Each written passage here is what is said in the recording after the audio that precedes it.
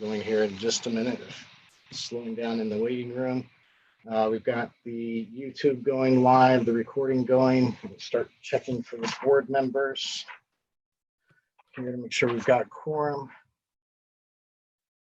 So Cheryl's on. Start unmuting board members here. Maureen's on. Lee's on. Let's see, Max is on.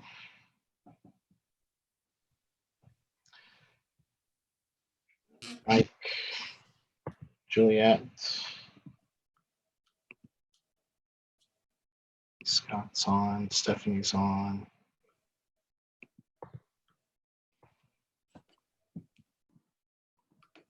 Looking for Gwen. See Gwen on that. And Karen. Oh, there's Karen. Okay. And did Gwen make it over from the other committee meeting? I don't see her yet. I don't see her. All right, so I've got Cheryl, Juliet, Mike, Karen, Mary Lee, and Maureen. So we've got quorum. We can go ahead and start. Looks like Gwen's coming in now. So let's give it 1 second till Gwen joins. Todd, I'll be right 1 minute. I just need to leave the room for a minute. Okay. All right. All right, we still have quorum, so we'll go ahead. I think we've got everybody on right at the moment, and looks like we've got everybody cleared down to the waiting room. So we'll go ahead and get started. Just for, again, for everybody's notification, we are recording on Zoom and we are broadcasting live on the ER9 YouTube channel. So. And the first item is to call the meeting to order, which we will do so now at 7:35. Following the regular meeting for the Region 9 Board of Education on Tuesday, May 19th to order, 7:35. We'll move to the first item, which is approval of the minutes from the May 4th, 2020 Region 9 Board of Education special meeting. Looking for a motion from one of the board members. And actually, before I do that, just for everybody listening in, we'll keep the public on mute until we get to public comment, and then we can unmute you and allow comment, and then we'll mute you again till the end of the meeting when we have our next round of public comment. Again, looking for a motion then on item number 2 on the minutes from the special meeting on May 4th. For a board member. So moved. Second. Mike, and who was the second, Maureen? Yes, thanks. Thank you. All right. Discussion on the minutes. Any corrections, changes? I have quite a few, but I'm sorry, Julia. I do this every month, but so I did find a few. So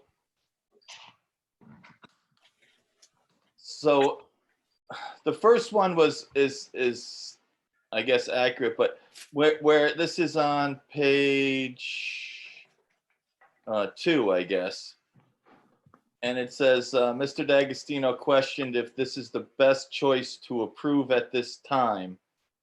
Mr. Rice answered that we are obligated to meet nutritional standards, and so in order to receive funding from the state.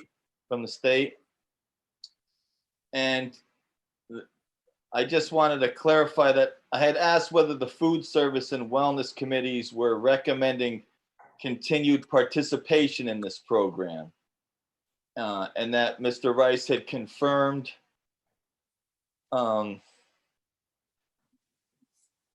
the committees had analyzed both the health and cost benefits associated with the program and recommends it be continued. Now, you don't have to do those exact words, but I guess what I'm saying is that the question was more whether the committees had analyzed the cost benefits and the health issues, and whether they had chosen or recommended that we move forward. I wasn't really questioning whether this was the best choice. I just wanted to make sure that the committees were indeed recommending it.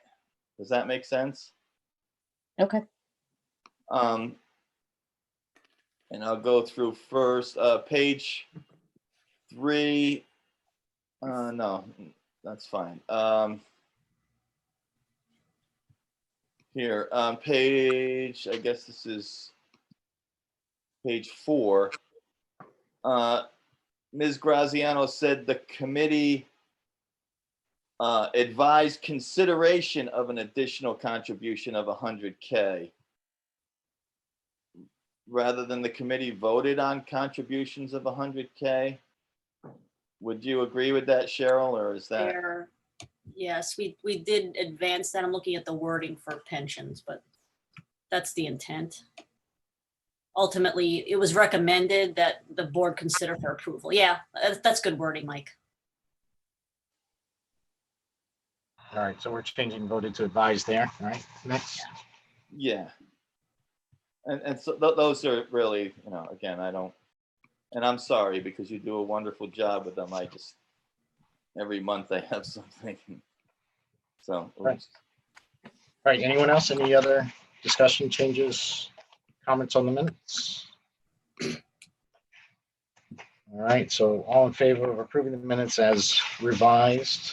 Aye. Aye. Your Aye. hands too. It's unanimous. I'm looking at all the board members. Okay, so unanimous, passed. And everyone was present on the last one, so no abstains. All right. Then moving on to our next item, item number 3, student comments.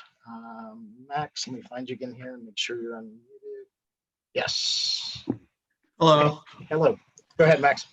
So first of all, hello, everyone. I don't have another 15-slide presentation like I did last time, but I am excited to just give the student perspective once again. And also this time, despite everyone being in quarantine, we do have some noteworthy news like we normally do. So if I could just take a second to read through some of that first, that'd be great.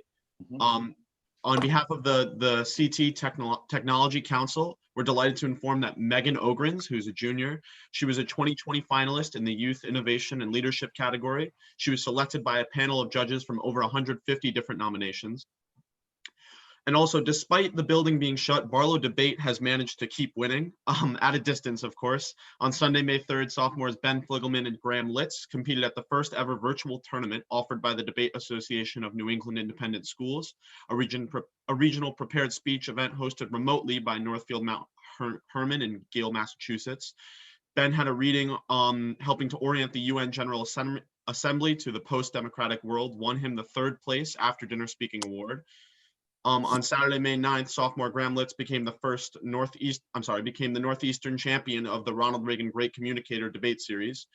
He finished #1 in an online competition among a field of 89 different speakers representing 48 different schools from 18 different states, earning the Northeastern title. In a theory, wins him all expense paid trip to compete for the national crown and a $25,000 prize at the Ronald Reagan National Library in Simi, California in July.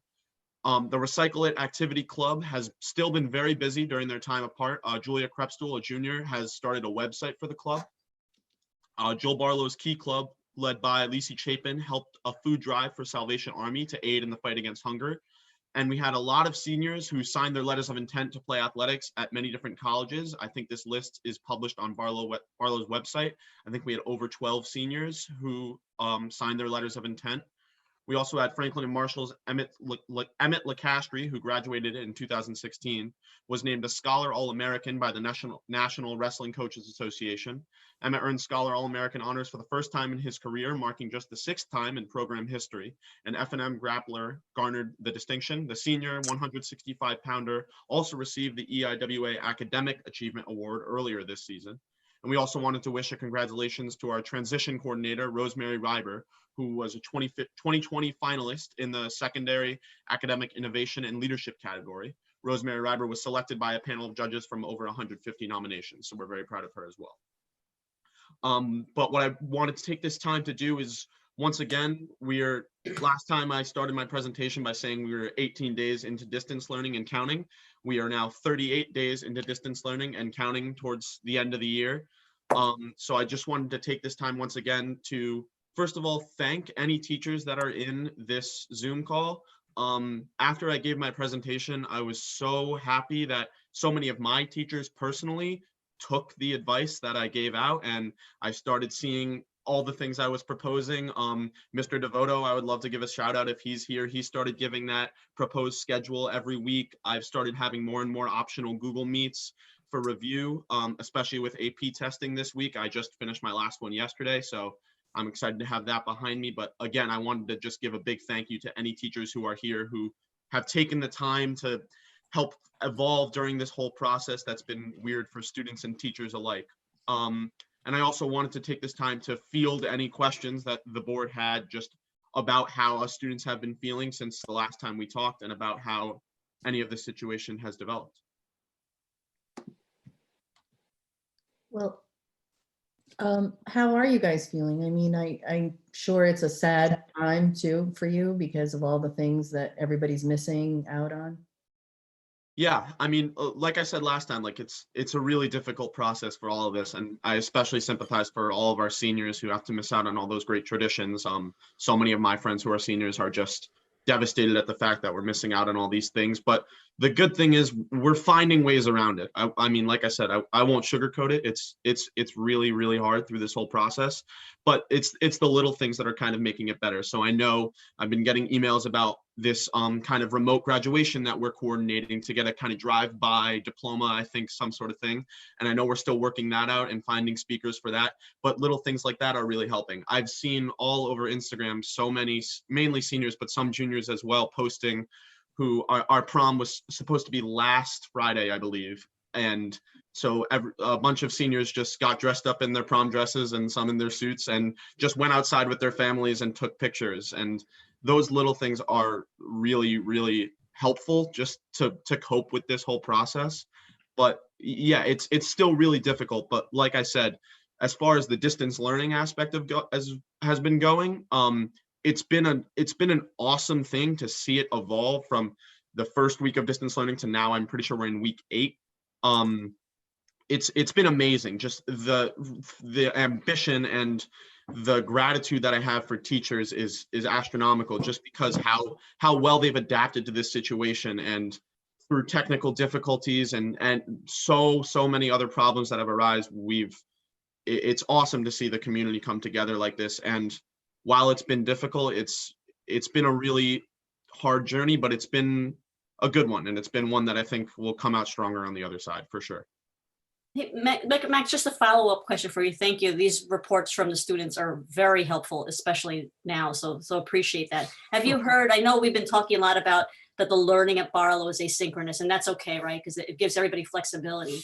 Have you been finding that your friends or some of the students they're okay with, perhaps not having all live, or are they okay with that variety in the way they interact with their teachers? Is it better than, because some kids need more guidance, some kids needs less? How do you find both groups of kids dealing with the evolution? Yeah, I think as far as that goes, with the live classes being that main thing of, that's what so many kids are missing, of just that face-to-face interaction, like just having to see your teacher or even just hear your teacher's voice and just have a conversation. Missing that has been especially hard. But what's been great is in almost all of my classes, teachers have been finding ways around that and finding ways to do that. So I don't know if Mrs. Pinsky is here, but a big shout out to her. Leading up to our APUSH exam, AP US History, she would give us optional Google Meets almost every day for the week and a half leading up to that exam.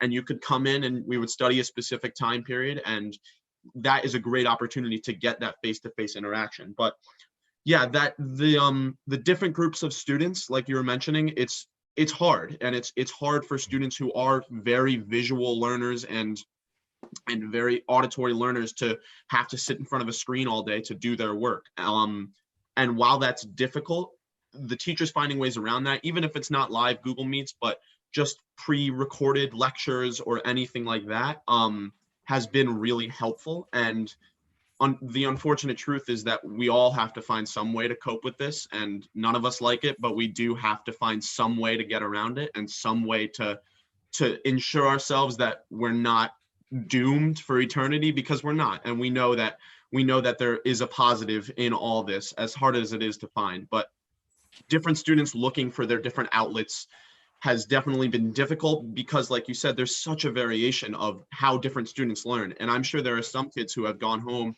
in this time and been like, oh my God, I get to structure myself and I get to do all my work on my own. This is perfect. This is what I've always wanted. And that's great. But there's also a large percentage of students who are like, I just don't know how to do this on my own. And having the awesome teachers we have at Barlow be so accommodating. And I wouldn't just say that if they weren't. They really are. They really are doing a fantastic job at just finding ways to, you know, there are teachers in the school who have over 120 students, and you literally, there's not enough time in a day to connect with 120 students virtually. But finding the little ways to do it and finding the little ways to make it better, I think this process is just getting better and better with every day that is going by. That's great. Good. Thank you. Yeah, of course. Great. Any more questions from Max from the board members? All right. Thank you, Max, again for sharing. We appreciate you sharing your experiences and your student colleagues. It's very helpful to the board members. I've got 2 kids at the high school right now, and some of the board members have kids there as well, and others don't. So it's very helpful for you to share the experience and what you're hearing from your friends. We appreciate that. And then also, I just want to say again, thank you for sharing the good news about all the students winning all the awards for debate and athletics. Yeah. And 12 students signing for universities. I think that's fantastic. So thank you for sharing that. Thank you to so much for celebrate having some me. of the good moments with you. Appreciate it. Thank you. All right. Next, we're going to move to public comment. And again, we've got a couple more people in here. We've got over 60 people on the call. So I'll ask board members if you can help. We'll look for any hands waving, or if you can use the little symbol for the hand on the Zoom feature there. Would like if you could leave comment to 2 minutes or less. If you can mention your name and address town, that would be appreciated, and we'll try to get around to everybody as quickly as we can. So we'll start out on public comment, and again, if board members can help me look for anyone that's waving a hand in their window or has a hand up, we'll unmute you so you can talk. Just flipping through. And so far, I don't see anyone. I'm going to go through multiple screens here.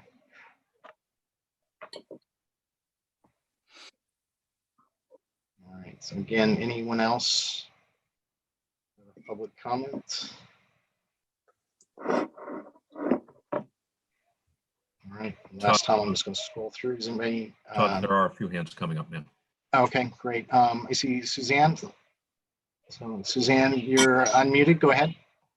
So I know it's on the agenda, but as a parent of a high school senior, I just want to make sure that we have a discussion tonight at some point about the graduation. I think we need to think outside the box. We need to think of ways that we can honor these kids. We do it as a community with fire trucks for birthdays for younger kids. I think we need to do it bigger and better for the accomplishments of these kids. I think they deserve to hear their name. I think they deserve to wear their cap and gown and stand in front of that school one last time. They deserve that closure. I know it's a safety issue for other people, and I've mentioned this in a couple of other meetings. The demographic for those who are potential to get COVID are generally older, not these kids. We need to be mindful of the epidemic that they could face of mental health and what these voids would give them mentally by not filling them. We have an opportunity to fill a little bit of what they've missed this year by giving them something, and I think we owe it to them as a community. Obviously doing it under the guidelines of the public safety, but I do think that we need to do something more than just virtual. Those are my 2 cents. I don't know if my daughter, who is a high school senior, has her own comment, because she sees it differently. I see it as, you know, it's an important part, but I had my time to graduate. I had my prom 28 years ago, the day she was supposed to have her senior prom. This is Paige. Yeah, I would like to finish.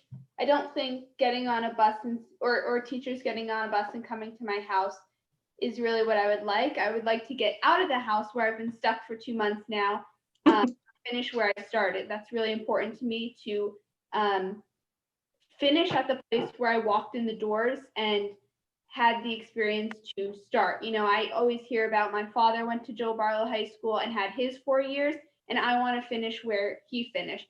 It's not the ideal of having everybody else finish at the O'Neill Center, but I really think there's something special of finishing in the building or at the building that we started our career at. So I think that that's something that I would really like to see happen. And I'm willing to work with the school to make that happen because I think all of us want to have that happen. Everybody kind of thinks senior year is about prom and graduation, but we miss the little things like senior prank or senior skip day or getting our yearbook signed. And we'll never get that back. But those are the things that my parents still talk about, and I won't have those memories. So I would like to fill that gap in a different way with a unique once in a lifetime graduation. Could I just ask you to state your name and address for the minutes? Yeah, it's Suzanne with a Z, Suzanne Romano, and Paige Romano, 49 Stars Ridge Road, Reading. Thank you. No problem.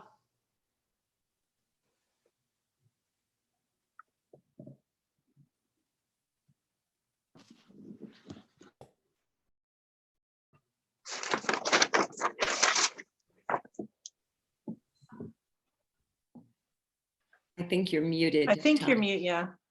Sorry, I'm muted. Joanne Gray, sorry. Joanne Gray should be unmuted if you want to go Yeah, ahead. thanks. I just want to thank you, board, for all of your hard work this year. I know it's not been easy, you know, going to all these meetings and then switching to Zoom and just having to work on budgets. And I just want to thank you all for your really hard work. And I implore you to pass the budget that you guys all worked on really hard and just keep it as is, and please don't change it. These kids have been through enough, and I just feel really strongly that they should be supported fully the way that you guys already worked on. And also, I just want to thank Dr. McMorran for being an excellent superintendent, and just want to say publicly that he'll be missed. And you know, that's it. And Juliet, you need to know my address. Yes, please. Thank you. It's on Lone Town Road in Reading. Lone Town Road. Thank you. Thanks.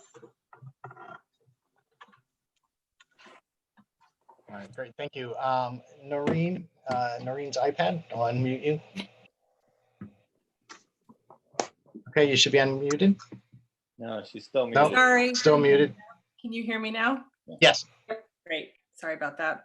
I'm Noreen Wenig. I have a senior and a freshman at Barlow, and we live at 70 Harvest Moon Road in Easton. I echo a lot of the comments that came before me, and Dr. McMorran, thank you so much for your service and best wishes on your retirement. We will miss you for sure, miss your leadership. I do want to turn my comments to the graduation ceremony, and I'm in agreement with Paige and Sue Romano, as well as Max before them, that I think these seniors, they've missed out on so much. They really deserve a graduation that is live in whatever form we can do it. That's in a healthy and respectful way. We certainly understand the health crisis that's going on, but I do believe that there's a way to make this an awesome graduation for them. And I hope that we put all of our collective creative minds together to create that very best scenario of a drive-through, a drive-in, something in the cap and gown where they can mark this milestone.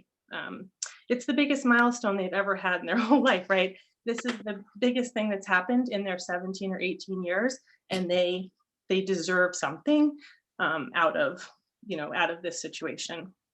Again, with all due respect to the health crisis that's going on, I do believe we can do it in a safe way. That's it. Thank you.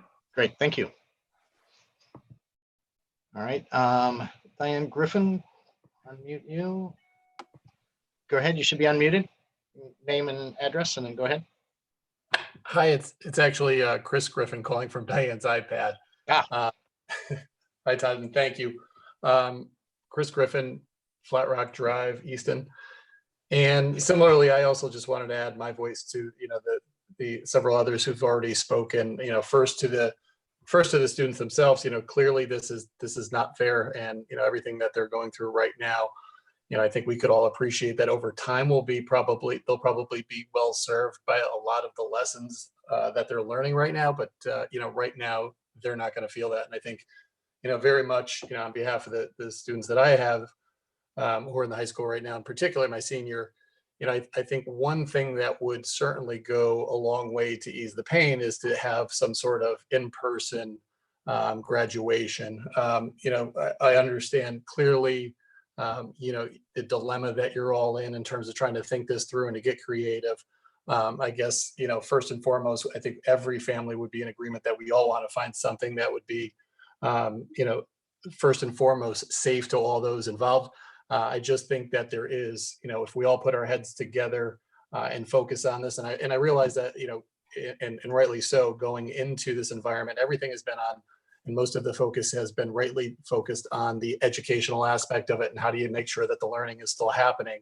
But I do think it's an important pivot now to really focus on the seniors and to come up with a creative solution. So I guess the challenge that I would have for all of you is to really push yourselves, and I'd be glad to help in any way that I can. And I'm sure there'd be plenty others too, to help come up with a creative solution that we could, at least try and make this graduation a special event for them. And I think the only way to really do that, that would be satisfying for so many of us, would be some sort of in-person solution. So thank you for your consideration.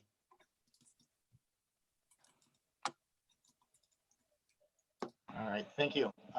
Let's see, Megan Emanuelson, 1 minute to unmute you. All right, Megan, go ahead. Good evening, everyone. Thank you for giving us the opportunity to speak. Bartram Drive in Reading. I have a little bit of a unique perspective in that I have a sophomore and a senior at Barlow, and I'm also a 6th through 12th grade school administrator in a fellow Durg A district. So I have been on the front lines of graduation planning for our high school, probably to the tune of about 100 hours of planning over the past 8 weeks or so.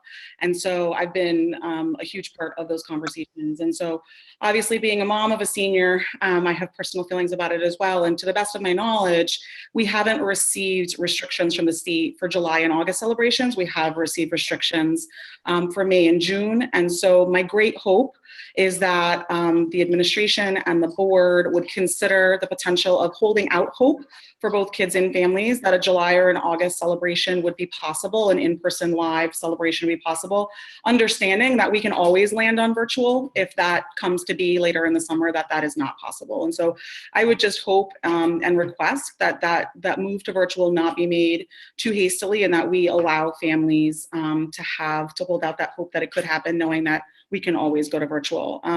The efforts of administration and faculty and students and parents is Herculean at this point, and I know everyone is doing their best. And again, being on the front lines of these conversations, the variables are incredible, the considerations are incredible, trying to manage the constituencies involved. It's just, I'm so proud of the work that as educators that we're doing, but again, that would be my, I think that's certainly the hope that we're holding out as my district. And we're certainly planning all these wonderful celebrations that I see the parents and the administration and the faculty spearheading for our kids. That can still happen. We're still giving out diplomas a little bit early to celebrate that June 11th date. That was our date as well. But I would request that we do consider setting a later in the summer date, knowing we can always go to virtual later. So thank you all so much for your efforts. If there's anything I can do as a parent, I'm more than happy to be involved, but I would add my 2 cents to the hope and prayer that we can hold out for a live graduation later this summer. Thank you. Thank you. All right, any other members of the public? Let's see, Jeff Fligelman, 1 moment, let me unmute you. Okay, Jeff, go ahead. Thank you.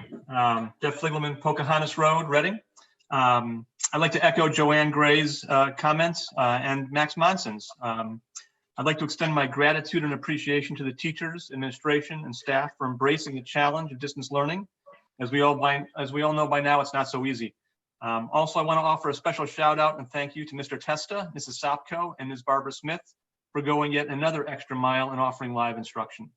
Those periods are a highlight of the week, presenting an opportunity for personalized instruction and a lifeline of social interaction. Thank you very much. Thanks. Great, thank you. Anyone else? Again, either raise your hand with the virtual symbol there or wave in your picture. I see Eileen Carroll. 1 minute. Let me unmute you. All right, Eileen, go ahead. Hi, I'm not sure if this is public comment time. If it's on the agenda, can I talk about the coaches getting paid? Sure, it's public comment. You have 2 minutes if you don't mind announcing your address and all that, and then you can go ahead. Eileen Carroll, 8 Crescent Drive, Easton. My daughter Erin is a senior. My other daughter Molly went through the system also and played lacrosse and have the most amazing coaches. And through this time, they have met with Erin, texted or phoned her daily. They have called seniors in college that play lacrosse that went to Barlow and had them Zoom with them to discuss how it feels to have your season cut short. They emotionally support them, and I feel very strongly about supporting the coaches with the pay. I'm glad some of the kids have been able to meet with teachers, but unfortunately, Erin has not met with one. So these are her connections. So I strongly advise to keep that pay so that we don't lose these wonderful coaches. And I'm sure there's money being saved in with the subs and buses and all that. And I really think if you can support those coaches, those girls lacrosse coaches have done a phenomenal job, and we should support them as they are supporting these girls.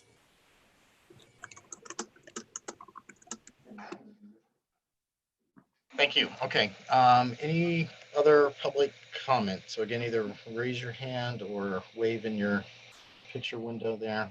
We'll do a quick scan. I think it looks like Kelly Cummings. Kelly, let me unmute you. All right, go ahead. Name and address and go ahead. Kelly Cummings, and I live on Weather Vane Drive in Easton.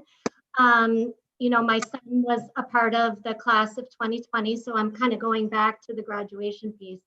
But I just want to show my support to all of these current seniors, all of these parents. You know, as someone that lost her own senior this past year, I just want to say about these students, it's a special group of students. You know, I'm also an educator, a mental health professional, and I have never seen a group of students that have really stepped up to help so many people, especially our family. So I think finding a way to honor these kids is so important. And I really hope that we can figure this out for them, because if anyone deserves it, it's this particular class. Thanks. Great. Thank you. All right, anyone else? Let's do another quick scan here. And we'll move on. All right, I don't see any more hands up, and I don't see anyone now. Oh, wait. Jane Wargelease. Yep, okay, go ahead. Hi, my name is John Wargelease. I live at 14 Flat Rock Road in Easton. And I'm a father of 2 graduating seniors, twins. You know, most of these kids have spent this entire class, most of these kids have spent their entire lives in Easton. And I just wanted to express my desire that they deserve an opportunity. This pandemic has impacted this particular class. No prom, no senior night. But the reality is so many of these kids have been incredible leaders of our community, volunteering, whether it be through sports, charity, education.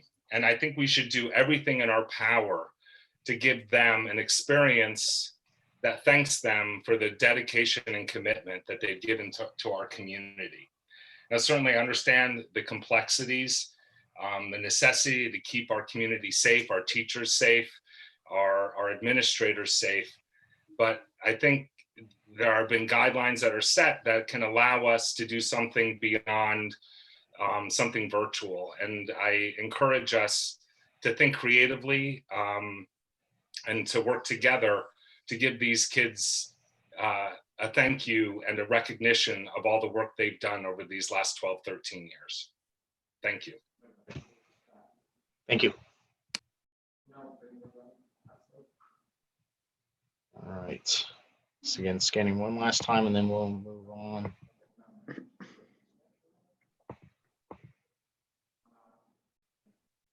I don't see anyone else. All right, so we'll move on then to our next item. So board member comment. And the board member, I think everybody should be unmuted. And again, all the public, we'll have you on mute again until we get back to the next section of public comment. So board members, any comment? I think everybody should be unmuted. Maureen?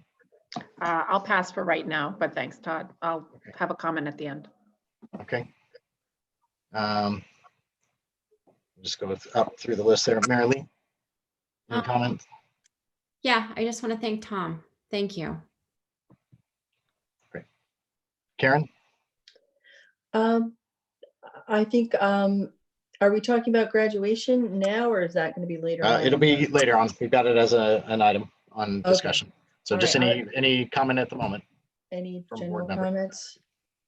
No, just I appreciate that everybody, including especially the kids, are trying so hard during this time. I know it's a very, strange time.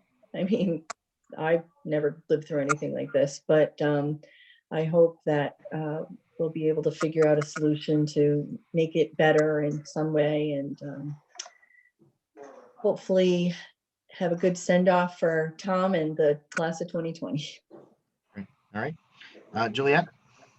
I just want to thank Tom for his service and best of luck in his future endeavors. Great. Thank you. Cheryl?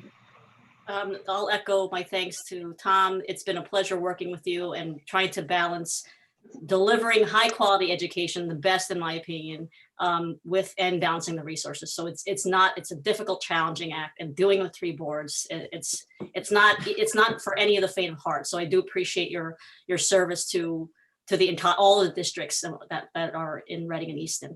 And I do also want to thank individually all the very, very passionate comments that people have provided to me as a board member, as with respect to graduation, with respect to the non-coach stipend or the non-union coach stipend, and other issues. And so do appreciate that, and amidst balancing public community that we're concerned about unemployment and funding, et cetera. So do appreciate everyone's passion with respect to the comments.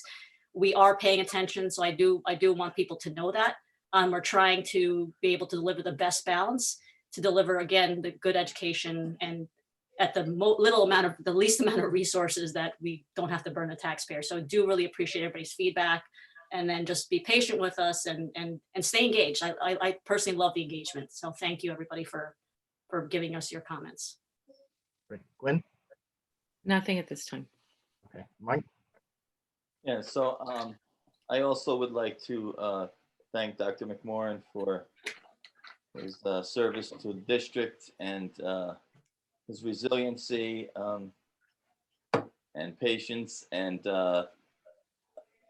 I'm sure we'll have some time to be able to, I'll be able to speak more eloquently and thank you. But for now, I just think it's important to, recognize your significance to our district and thank you. And now that I brought a smile to your face, I would also like to make a motion at this time, Todd. I'd like to move to add an agenda item regarding stipend compensation practices and make it agenda item 8A and move everything else down, because I feel that this is a topic that has been to date, I've received, I just got 2 more, 24 emails. And I think that it's important that we address this item while the public is still, present, given the gravity of the situation and the importance of the topic. So what was your agenda item again? Sorry, can you repeat that? Yeah, it's Chapter. stipend compensation practices. I'll second that. Okay, that was Gwen? Yeah.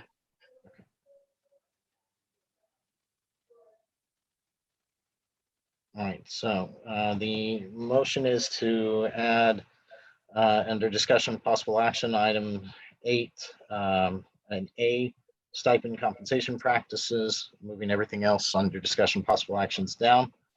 And it's been moved and seconded, so we'll open for discussion. Maureen, 1 second. Oh, go ahead, Maureen. Oh, hold on. So muted. She's Yep. on mute. There we Thank you. Okay.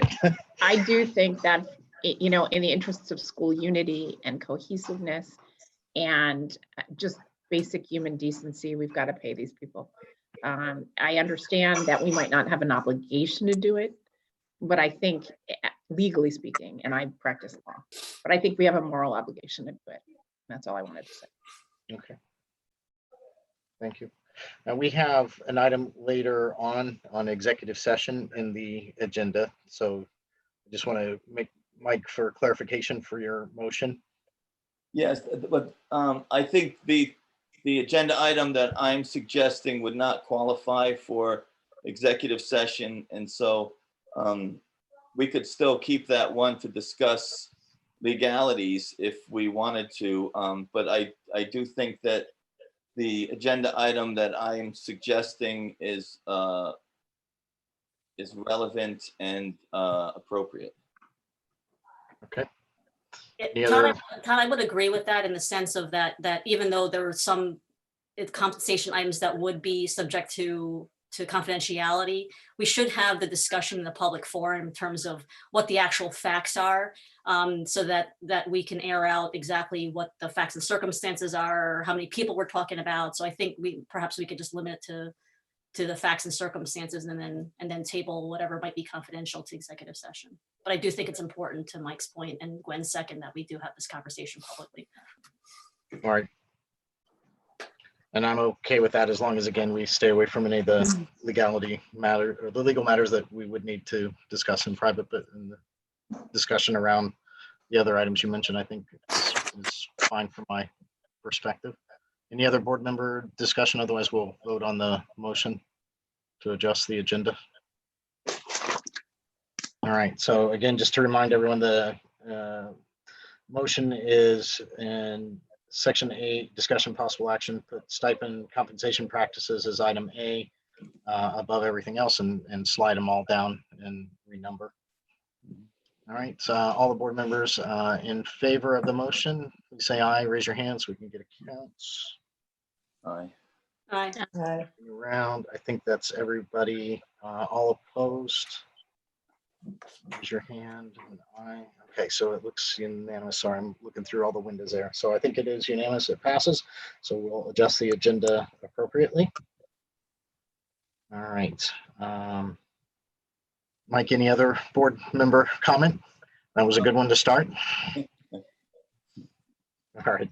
All right. And then I'll just finish again. I would also like to thank Tom for all of his service, his hard work, and particularly, these last few weeks through budget and pandemic. I know I've, as chair, have spent many, many hours with him and the rest of the administration. And it is a daunting task working through the board system that we have here. And we appreciate everything you've done over the years. And we'll miss your service, and hopefully we'll be able to do something as a great virtual or socially distanced kind of separation or something better as things change here over time. But thank you again for everything.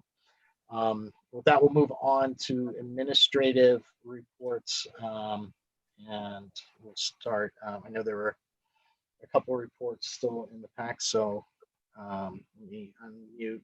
I don't have all the administrators unmuted, so I know, Scott, you've got a few in there. So let me find you. Scott, I believe you're unmuted. And yeah, I can address that.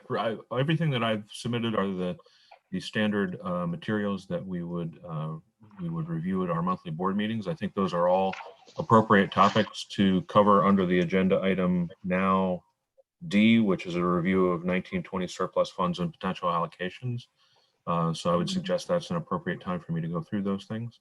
But I'm happy to address any topics now if you would like me I guess anything on the budget object summary or transfers? to. No particular call outs, no. Okay. They all look fairly standard this time. Okay. I know Stephanie, I think Stephanie, you have a report as well. Yes, I do. Good evening, everyone. I want to highlight in my report last Friday's early dismissal day that provided time for our teachers to work with their colleagues. And because we are in a virtual setup, our teachers at Barlow were able to collaborate with their colleagues across the Easton and Reading districts as well, which was a terrific opportunity. The teachers were just grateful for the time. As we know, they have completely turned around the method in which they deliver instruction. And so anytime that we can provide for them to work with one another, to hone their skills, all of that time is very much appreciated. Also want to just let you all know that we are in the process of putting together a second parent survey. This parent survey will gather feedback regarding this second phase of distance learning this spring, but it will also gather input from families regarding our reopening discussions for next year. So we have a team in the districts that is doing a lot of research regarding all of the categories that I listed in my report for reopening. And the categories include scheduling, cleaning, hygiene, safety, facilities, transportation, academics, counseling and student support, special education, family engagement, and communication. So we want to be sure that we're also including input from families as we advance our research and of course begin to gather more important input at the state level as well. So I'm happy to answer any questions in my report. Mike, you have a question? Oh, sorry. Yes. So I just wanted to address that. I don't claim to be an educator, but I've been around education for a while, and I'm wondering why we're doing two different surveys. We're spending a lot of time surveying parents, trying to kind of see how we're doing, I guess. And my priorities would be, how can we do what we're doing better? And unless we're surveying the parents looking for educational input or creative ideas as to how we might be able to enhance the education that we're currently providing, I would personally feel that we're better served to be channeling our resources towards efforts towards that enhancement rather than surveys as to how we're doing. I just feel like we love to do surveys and they take a lot of time. And don't get me wrong, parents, you can email me anytime. I care, a lot about what you think and how you feel, and that's what we're here for. If you need to email me with questions, I will pass them along to the appropriate person. So it's not about not allowing public parental input or student input for that matter, because I like to hear from students as well. But I'm just wondering whether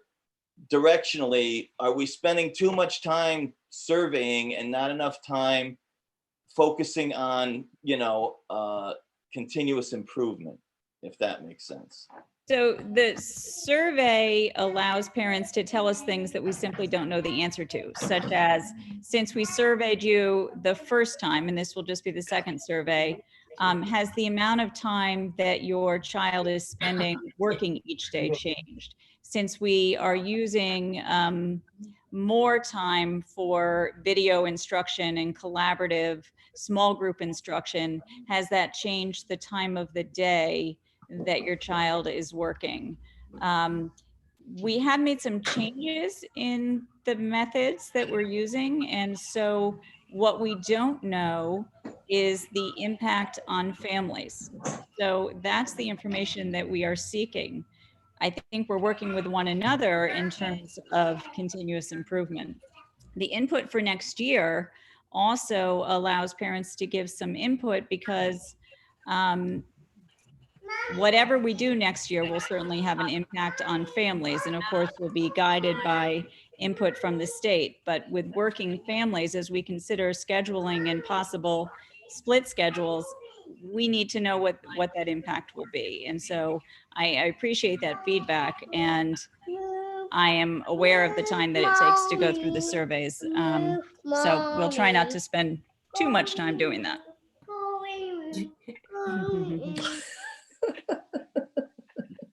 We all get it.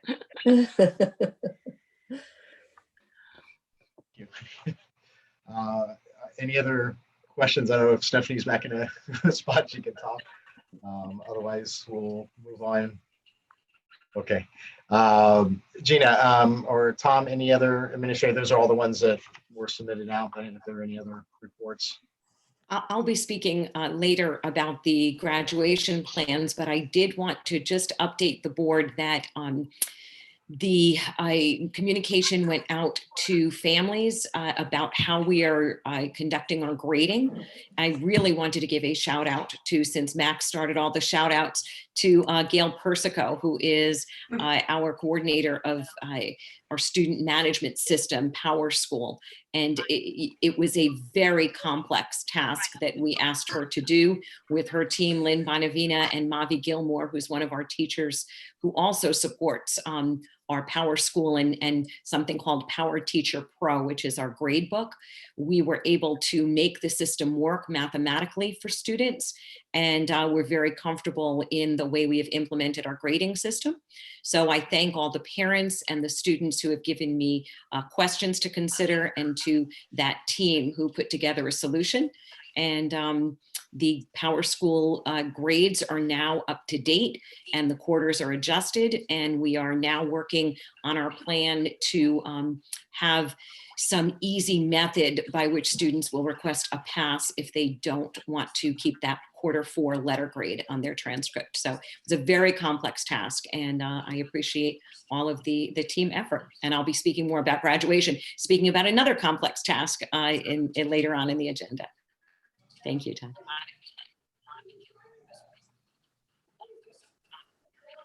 Your volume's down, Todd.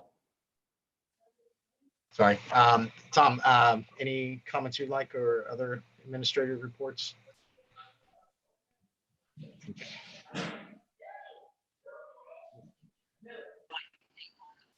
He's frozen now. Okay, well, we'll come back. All right, why don't we move on to, yeah, it looks like his video is lagging. All right, no, okay, we'll come back. Then let's move on to committee reports then, if there aren't any other administrative reports. I know a couple committees have met since our last meeting as a full board. So any other board members, committee reports, if you want to address those now? Mike, go ahead. So I would be happy. I know that Cheryl will speak about the audit committee probably in agenda item B, but I did want to mention the facilities and field committee. Thank you. I am grateful to those of you who have spoken kindly of me or emailed me. Can you hear me? Yeah, it's the audio is lagging a little bit. Like 3 minutes. Very lagging. All right, we'll come back to Tom. We have little technical problems there. All right, go ahead, Mike. Okay, so the Facilities and Fields Committee did meet before prior to this regular meeting tonight, and we reviewed the capital plan, and we will be coming to the full board in the near future with details of a few priority projects that we are targeting to complete as soon as we can. And each of those projects is directly related to the health and safety and welfare of our staff and our students. The first project relates to indoor air quality and the equipment and the facilities in the gym and cafeteria. The second item relates to an ionization process that would be added on to our HVAC system, current HVAC system, as a way to reduce bacteria and spore-related particles in the indoor air. And the third item relates to flooring, which again is replacement of carpeting in areas of high moisture where we are concerned that there is the conditions could develop that we could get, high mildew and possible mold at some point down the line. But we're not experiencing it now, but they are areas of high moisture, so we would like to address them in advance. And so in addition to that, we did review the capital plan, and we have committed to updating the plan. The plan is a living document that is continually updated, and we have targeted certain areas that we need to update in the plan, and we will bring back a more current plan, I think in June. And we will also be looking to the board for, support for moving these projects ahead as we get greater detail for them. So I don't know if Scott has anything to add to that, or Walter, but that's basically the a general overview of what we discussed. No, I don't have anything further to add. I think you covered everything, Mike. Okay, great. Thank you. Cheryl, did you want to say anything about audit, or just hold to the discussion passable? I'll hold on the update with respect to the selection of the auditors, but we did also, just so the board is aware, a couple items, no action items, but just so you're aware, most of the time was spent on that. But we also did talk about the change in our financial system. So you all may remember that the tri-boards individually approved their portion of the system changes that we had originally scheduled to implement that system at the beginning of the fiscal year. Just due to what's going on right now, resources. We also talked about that we will be moving that system implementation to the beginning of the calendar year. So really talk more about resources. There's no action to take at this point other than the board being aware of it. At this point, we don't believe there to be a financial impact to the amounts already approved. And if that is the case, then certainly we would come to the board as appropriate. So wanted to just have the board be aware that we did talk about it as well. And I'll table the discussion on the new audit firm for agenda item 8B. Okay, great, thank you. Any other committee reports? I believe those are all the ones that met, but you may be mistaken. Todd, those are the only ones that met, but I did want to really get just informal feedback. So on what the budget and curriculum committee should be working on respectively for the remainder of the calendar year, I guess would be the short-term question, and then the remainder, well, actually next year we'll deal with that agenda accordingly. But there were originally pre-scheduled dates for both the curriculum and the budget committees respectively, which we both since canceled those meetings just due to first the budget and now essentially COVID-19, but wanted to just get an informal opinion from the board members and the administration as to what, if anything, should those committees be working on for the remainder of the calendar year. So I'll just open it up for discussion. I think we do have perhaps at least one, if not two more meetings on the calendar. And we could certainly, if no one has any input, we could just assume they're going to occur and then make a decision at that time. Right, any board members' thoughts on agenda items for those? Otherwise, we'll deal with them offline later. Yeah, we can. And for comments, Mike, I think you had your hand raised. Yeah, I mean, we can deal with them later. I guess what, from my perspective, it's difficult based on, the pandemic conditions. Our curriculum is different in the near term than it is, in the far term. So I would, my input would be to focus on assisting in the near term, and we can figure out the long term down the line. But I know that there have been it's been noted that it's difficult, and obviously it's obviously is challenging to change on the fly from one way of delivering education to another. And I know that the staff is being stressed, and we truly appreciate their efforts and their time that they're putting into it. But I would be curious as to, again, looking for opportunities to improve, any way we can get better. What are other school districts doing?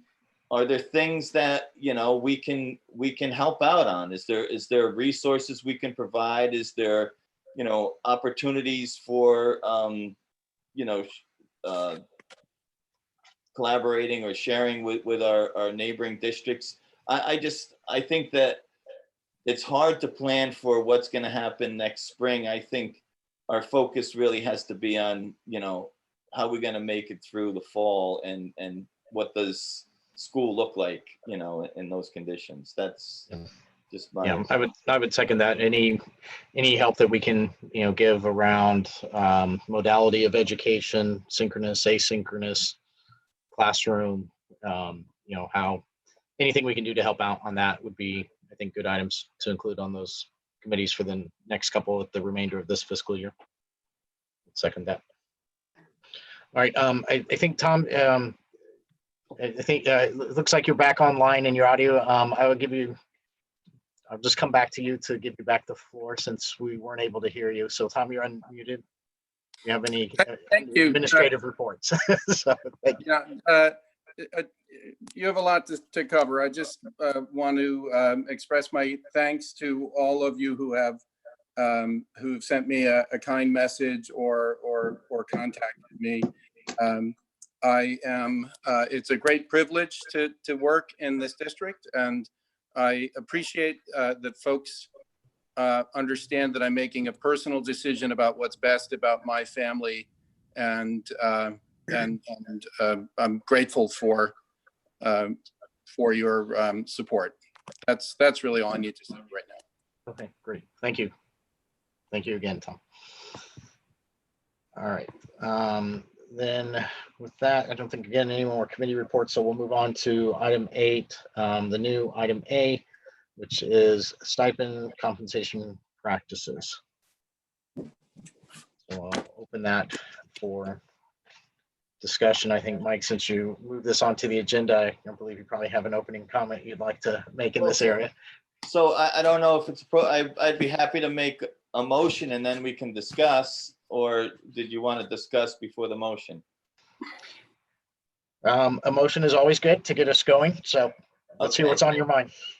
So I'm going to move that the Region 9 Board of Education rescind the administrative decision to withhold partial stipend payments from our highly valued coaches and employees, regardless of membership in the collective bargaining unit, and direct full payment of said stipends for the 2019-20 fiscal year in alignment with past payment practices.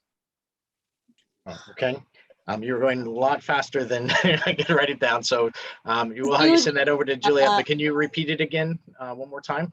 Okay. I move that the Region 9 Board of Education rescind the administrative decision to withhold partial stipend payments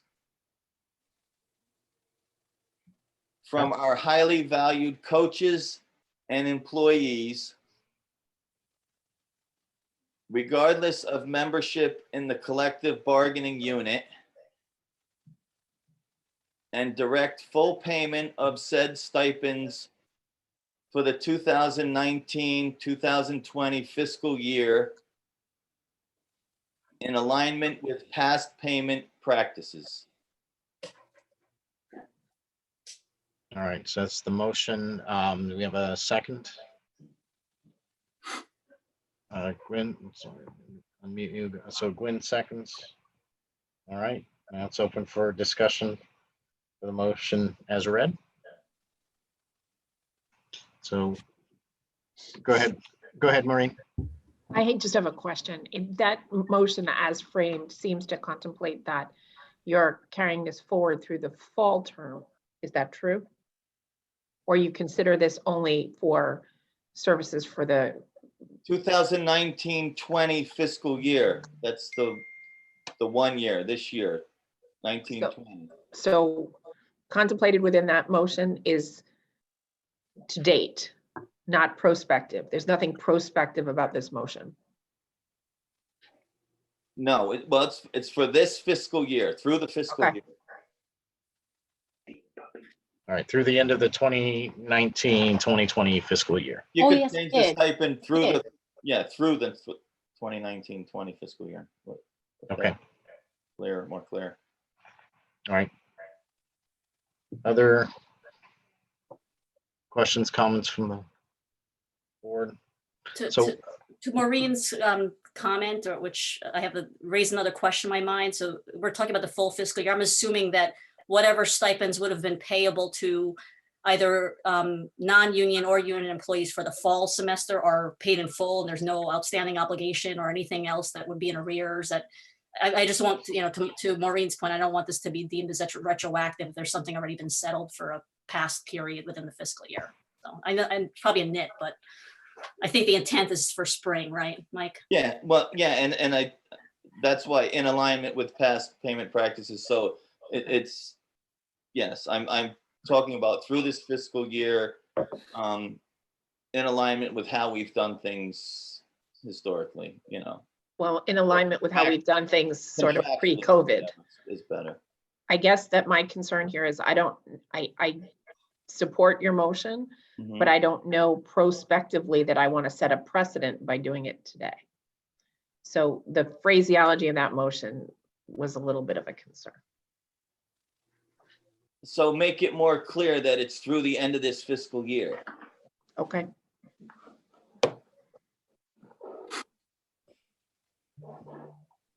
All right. I don't know if Scott, I think you're unmuted there, or Tom. Can we, again, without getting into any of the contractual side of things, what is the amount that's been paid or percentage paid, and the amount that would still be left if the motion were to pass, just from a budget perspective? Yeah, from a budget perspective. First, I don't want to be misunderstood. The administration also highly values the contributions of our coaching staff. We understand the important role that they play in the lives of our student athletes. We'd have to turn to Mike Santangeli for the total number of coaches.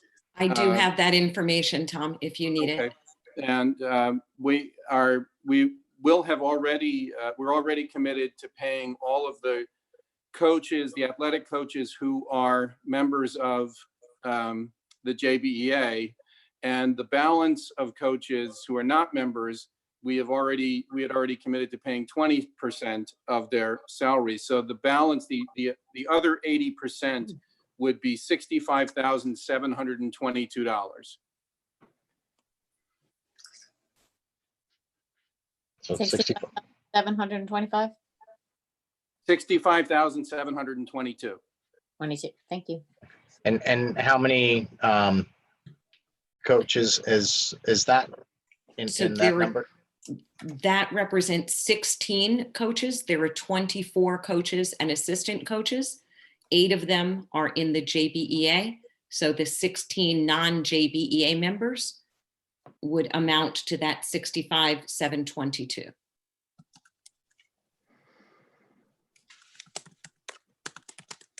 All right, and Mike, can you talk to, I'm assuming from the public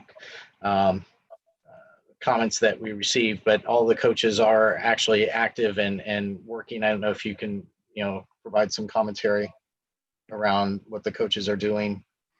All of them, I'm assuming all of the ones that are non-union are actually actively coaching right now. Yeah, what happened was in the beginning of this whole pandemic, we drew a plan for our coaches to try to stay connected with our athletes. Now, going forward, they understood that without pay, they were not obligated to do so, but they still did it. Every program stayed connected with all their kids in various different ways. Zoom meetings, some did just had like I said, team meetings, some trainings.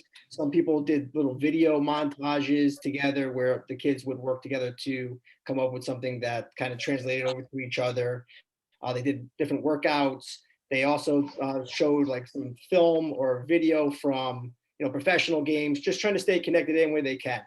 So yeah, so every single program did it, and it was more of the fact that coaches don't coach it's not for the money, right? But they do it to stay connected, to spread their love of the sport, and because they love kids, And so I think coaches have a different relationship than most people because because of why they're there. So I think that's why I feel, as Maureen said earlier, it's more of a moral thing than anything else. So that's where I am with it. And so the coaches, yes, to answer your question, Todd, simply, they all stay connected. Other board members, any comment? Gwen? Yeah, thank you, Mike, for that explanation. And I also have to align with Maureen on this and also sort of circle back to the comment made by a parent in public comment that, there are some teachers who are holding Google Meets several times a day, every day. So the teacher, their students are in very close contact with them. And there are some teachers who are really just emailing stuff out and, clips and like that. People are at different levels. We have some employees who I don't think are working, the cafeteria staff who are wonderful and highly valued. And I hope that we would still be paying them even if it wasn't an executive order that we had to. So I think that we're all, unfortunately, equity isn't really working out in this thing. Some teachers are working 10 times more than they ever have. So, some staff members are working more, some are working less. We're paying everybody, and we can't just leave these folks out because we have like a legal loophole that might allow us to do so. So for those reasons, I'm absolutely in support of paying all of our staff members in an equitable way. Thank you. And I think to that point, it was really never our intent not to pay, these full stipends. I think, when the board became aware that there was, an issue there, I think we, have done our part to address that. It was not a decision that we made, but I think we are making the right decision now. And I agree, it's not just right because it's contractual. It's right because these are our trusted employees that have a relationship with our students and have maintained that relationship, and we have an obligation to fulfill our obligation to them as well. And so for that reason, I agree with what's been said here, that I fully support paying the stipends. Yeah, Tom, go ahead. Yeah, this has evolved over 2 months, and 2 months ago, we had thousands of questions and very few answers, and we did have some guidance. And among the other duties I have to execute for you is to be a good steward of your dollars. So when we initially had no sense that when the CIAC shut down the whole season, I got to tell you, I'm feeling a little reaction here that somehow by making the decision that makes me unethical or not appreciative of employees. I think it's more a matter of could the service be performed? And the answer initially was no. Now, if it's turned out that the coaches have engaged in a lot of continued service to the kids, you should go ahead and pay them. But let's remember that we're writing this script as we go over the 2, 3, 4 months of the end of this school year.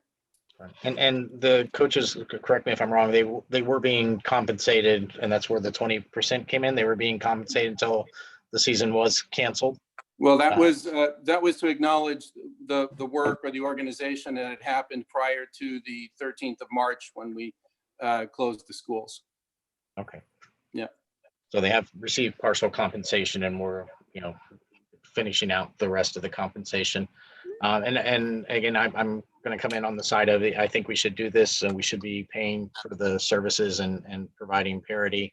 I think it's difficult if the coaches have started coaching and then they were told to stop, and one's getting paid and coaching, the other one's going to continue coaching alongside because of their dedication to their kids. So they are providing the services, and they're providing evidence of the services, and the kids clearly and parents in the community are seeing the benefits of it. So I'm in favor of paying as well to get them back to parity with the non-union coaches or the union coaches.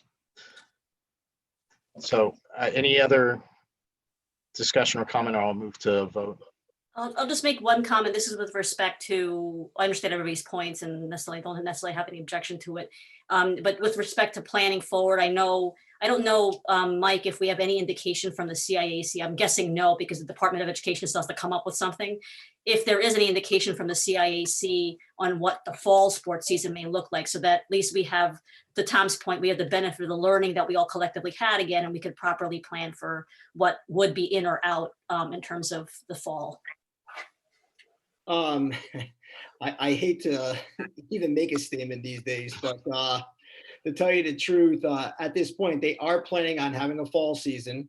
They do think that there's a possibility that it may start later than they have currently scheduled, just to buy a little bit more time, but they have all intentions on going forward with a fall season at this point in some form. But, we'll see. Okay, no, thanks. I figured it's anybody's guess at this point. I would just say that just as a collective team, the board and administration, that we collectively remember that once there is more guidance, that at least we can actually communicate what would be appropriate. And then the expectations to the community and the parents are very clear that, and then to everybody's point about parity, if there is a truncated season or level of services that aren't being provided by anybody, we should probably look at that holistically in terms of, what is the best way to compensate our employees, regardless of whether or not they're a member of a union. Right. And to Cheryl's point, just to expand a little bit, is that we need to know and be included in the conversation and be part of the process. If there is going to be a decision made as to whether or not there'll be a full season or there won't be a full season, I do think that the Region 9 board serves a dual role as both a board of finance and a board of education. And I think that decisions made, regarding these types of expenditures, certainly we designate the authority for our administration to make those decisions in a timely fashion. But I feel like the board should be included in the decision-making process if there is going to be a change to established practices. That would be my preference. All right, thank you. Maureen, did you want to say anything? I wanted Otherwise, I'll to move say to a that I vote. agreed with Cheryl, that's all. Okay, Moving on. great. All right, then I'll go ahead and move the motion to a vote for the board members. I won't read it all back in its entirety because I think I got snippets of it here, but does anybody need it read back for clarity? Because I know we did make a couple of modifications. Just one quick question, Todd, with regard to Tom's email earlier today about unemployment benefits for some of the people who may be receiving stipends. Does this affect it at all? No, the duty would be on the individual to take care of that on their own. There's no proration or anything like that. Okay. Right, this is just for the stipend amount. Yep. Okay. All right, does anybody, so we have the motion. I think everybody understood. Otherwise, Mike, you can read it back in if anybody needs it reread. Otherwise, we'll just go ahead and vote on the motion as amended as we talked about for the fiscal year. Sorry, Todd, I have another question. So then we can still move on something even though we have an executive session on spring athletic coaches compensation? Yes. Okay. Yes, we have a motion on the floor.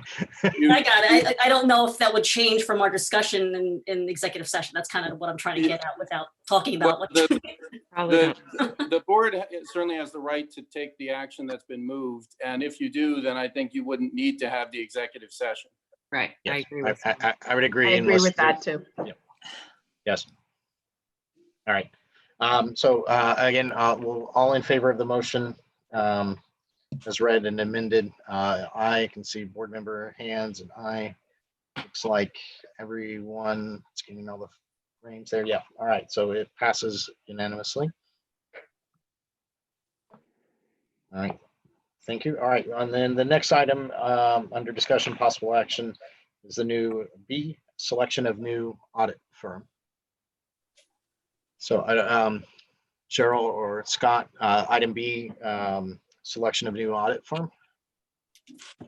I could kick it off and then Scott jump in anytime.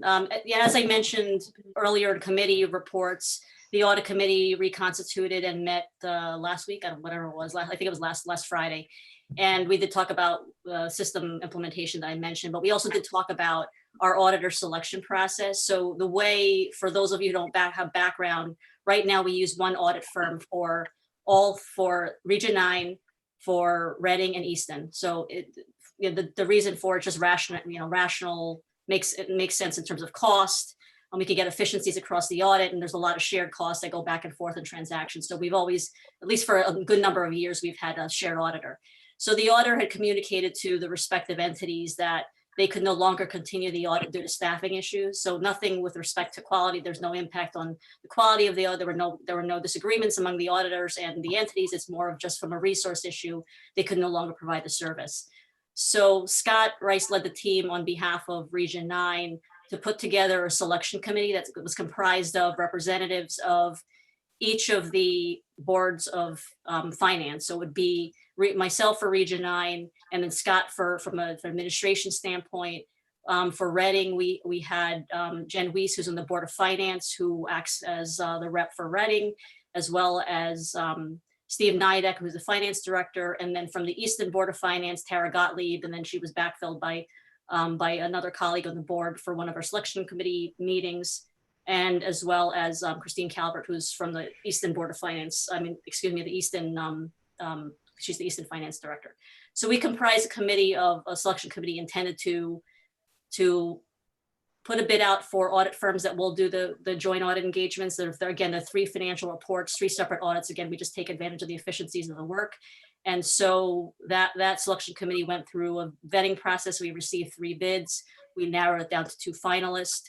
Each of the boards is then bringing brought forward to their either audit committees and or boards to advance the selection or consider the selection that the selection committee put forth. So that's kind of the overview of where we are, why, the when, the why, and then Scott, feel free to add what I may have missed. Yeah, so I think what I would add is we did receive 3 bids. We went through a down selection process through an initial screening. We conducted a series of reference checks, probably 10 to 12 reference checks in total across all of them. And then we hosted 2 separate Q&A sessions, live Q&A sessions, in order to ask a specific set of questions and learn the answers. So between evaluating all of the qualitative information, all the information submitted in the bids, as well as the financial proposals that they've made, the recommendation of the selection committee was to nominate the firm of PKF O'Connor Davies as the audit firm to cover the town of Easton, the town of Reading, and the Region 9 district. So that is the recommendation of the committee, and I think it would be appropriate for the board to ratify that.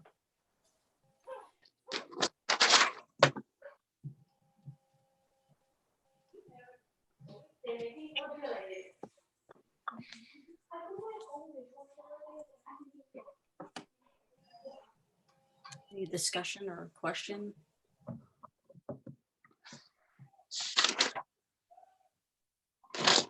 All right, Cheryl, I was on mute again. I was just gonna say, if we can get a motion then, and if you would like to provide that, to select or ratify EDF as the auditor for the Region 9, and then we can have any discussion on it. Make it, it's up to you. Hey, Mike, can you make that motion? Just Yeah, make it- so yeah. I'll move that the Region 9 Board of Education approve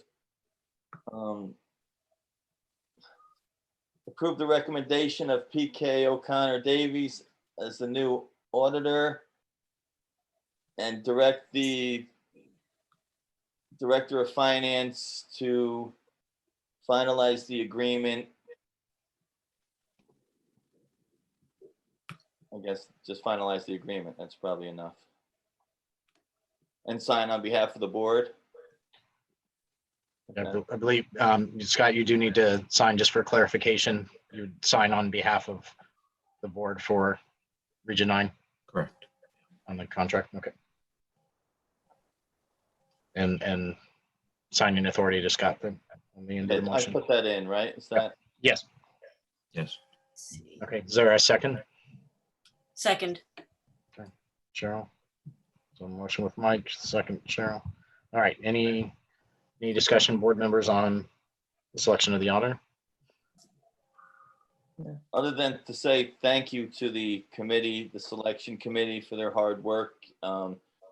You know, again, there was only a few firms, but I'm sure they were very thorough in their vetting process. And so, again, I much appreciation for their hard work.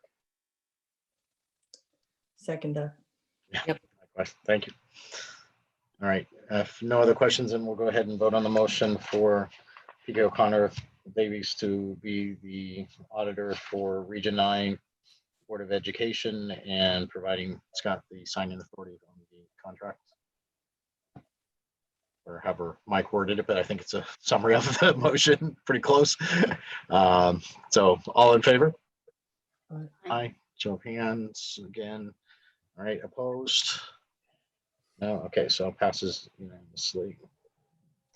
All right, next item, item 8C, graduation ceremony planning. So Great. Gina, make sure I get you unmuted here and. I am. And Todd, may I have permission to share my screen? Yes. Second. Okay, you should be co-host now. Okay, we can see your screen. Wonderful. So what we've put together here, first, my thanks to Tom and to Stephanie, to the administrative team, and specifically to Jen Damaris. If you could find her somewhere, Todd, in this, providing she still has a connection, and unmute Ms. Damaris. She is the assistant principal of the class of 2020. And she is going to help share some of this information. And I know she has some connectivity issues, so I'm her backup if she can't get in. I'm in. Oh, she's in. Wonderful. There we go. Okay, so what we'd like to present to the board and also to share with the public is what our process has been and where we are going. And hopefully a big step forward tonight as we present some ideas to the board and some ideas of where we've been in this process. So let me start, if I could get this going. There we go. So this is kind of our timeline of where these discussions began. And I think Megan Emanuelson was one of the parents who spoke earlier about the hundreds of hours that her district has put in. We have definitely matched that as far as the time we've put in considering many options with that changing landscape of what we are permitted to do and how those regulations have evolved. We started this conversation actually on April 27th, probably a little before then, because administratively we spoke before we brought even the students involved into the conversation. But on April 27th, we began planning in earnest with our senior class officers, our class advisors, administrators. We did give a survey out to the class. We have sought the opinion of parents in the community. And that has framed a lot of the decisions and some of the choices and options that Jen will describe to the board in a moment. May 19th is today. We are going to make this presentation to the board, and our hope is that we will seek your approval for the ceremony that we are planning pending our compliance with the Departments of Health and looking at their guidelines. That meeting takes place tomorrow. We will have a meeting on May 20th with the Departments of Health from Easton and Reading, and also with the police departments. And our planning team will then take those parameters and we'll start to outline what we need to put in place, the roles and responsibilities of kind of fleshing out those details. Our plan continues right after the Memorial Day weekend on May 26th. We would form an implementation team to complement our planning team. And the implementation team is going to be taken from many of the people who've continued to work with us, but also those volunteers and all those parents who spoke during our public comment and said, I'm right here if you need any help. Well, I wrote down all your names and starred you. And so you'll be getting a call. Some of you have already been in contact with me because what we envision is there will be a lot of logistical work to be done in what we are planning. The details of that plan then will be articulated. We're thinking the beginning of June, that June 1st is a good time. We're combining that, like many other districts have, with guidelines for picking up caps and gowns from the school, dropping off material, picking up locker content. So there'll be a guidance sheet that we see coming out June 1st. And we are aiming, with the board's approval tonight, after hearing some of these plans, for a June 11th graduation ceremony. And again, depending on what we do, we'll get into some of that as we go on. But that's our basic timeline, our implementation timeline. So there was a survey that was given out to the class of 2020. You could see our class advisors and our student leaders. And I am going to turn this over to Jen Damaris, the assistant principal for the class of 2020. And Jen, I'll click through the slides. If you want to tell me when you're ready to go on, you could just say click and I will move on. Click. Good job. All right, there you go. So before we move into the survey results, we're working on 3 components at once as we plan. So one component is, how do we distribute diplomas in a joyous and celebratory manner? Okay. Another is, what do we do for a formal ceremony? And will that have to be virtual, or can it be later in the summer? And then less formal video. This is kind of the students are putting together a video of memories and things that will accompany what we do and will be sent out. So there are 3 prongs that we're working on. The other piece to remember is, as Kubler-Ross and Kessler put forth, there are stages of grief. And our seniors and many of our parents and community members are going through grief for things they won't have. And we have people in denial. It's going to be, we'll just do it the way we always do it. And we have angry people. We have people who are bargaining. Well, what ifs? What if? What if? We have people who are just feeling depressed about it. And we need to get to acceptance. It's going to be what it is. Everyone's in a different place. We recognize that. And as we go through the results from the student survey, you'll see our students are in different places as well. So the first one, we asked very simple questions, and it was put together with the students and the class advisors. And I want to thank Jim DeVoto for being my mathematician.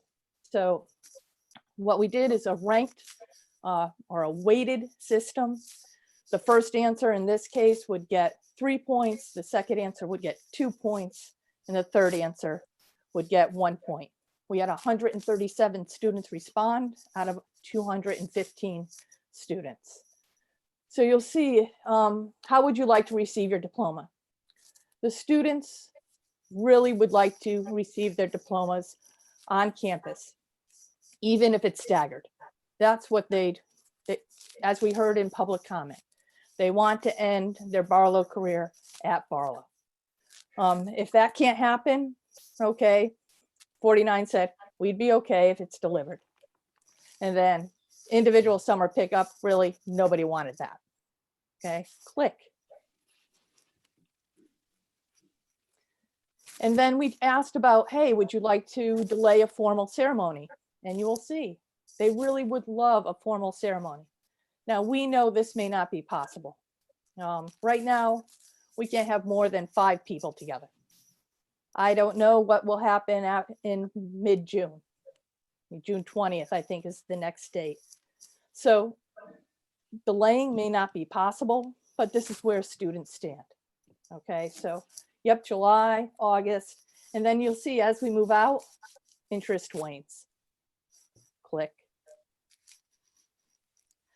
Okay, and then we ask students, would you prefer to receive your diplomas in June, wait for a formal ceremony, or receive diplomas in June and then participate in a formal ceremony at a later date? And you can see 54% said, yep, I want my diploma on that June date. Let's make it special. And then if we can delay a ceremony or do some sort of ceremony, good for that. And my final click. And then we asked, the seniors, what would they like to do with their senior funds? And they really want to get together. And if things open up over the summer, they would love to get together at some sort of banquet.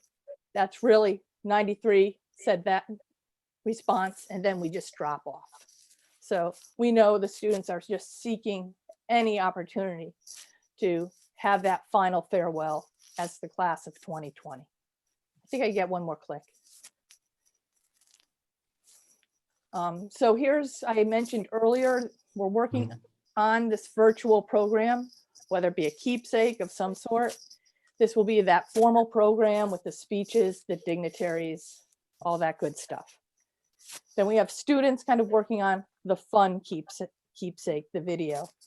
This will be with students with decorated caps, images from throughout their high school career, that senior farewell that we used to do. And I think, you wanted to take over from here. I did. So then in our networking with neighboring towns and speaking to not just the Durg A, but also many of the towns in the district, we're guided in our ask of the board kind of by these common themes that are emerging. None of the towns, as you might imagine, are doing an in-person ceremony at this point. Some are holding out hope that we can have an in-person ceremony in July or August. Many are considering a drive-through procession, which is what we are looking at as well. Some are considering a parade. That's becoming a little problematic with the health department. I know it's something that our seniors wanted us to pursue, and we'll ask about that at our meeting tomorrow. But the parades are could be problematic, but definitely something that's taking place on our campus in some kind of procession is doable. Many of our neighboring towns are keeping their June date, their original date for graduation for the most part. Some are finding logistically they need to stretch that out over a couple of days. And all are reminding us that the approval of the health department is required. So what are some of those things going on? These are schools in our area. You could see Darien is up, and you know, I really don't like when I put up a slide and the first thing I see is a mistake. They're not actually going to dive through their campus. They're going to drive through their campus, and they want all the faculty to be there. Their initial response from the health department is that that's not possible, but they're going to try to see what they can do to spread faculty out, because their students are telling them we really want to visually just wave to our teachers and see them. They're talking about 2 stations to pick up diplomas. They want to take some kind of photo of the individual students, and they are planning a summer ceremony of some sort.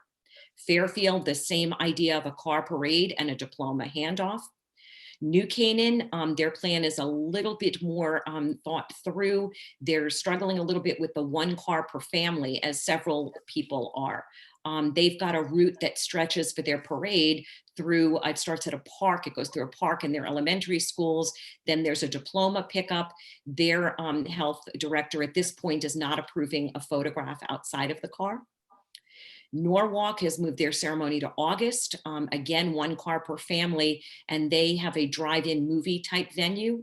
You may have seen some of those types of graduations. We're Region 9, these are just alphabetical, we're in progress.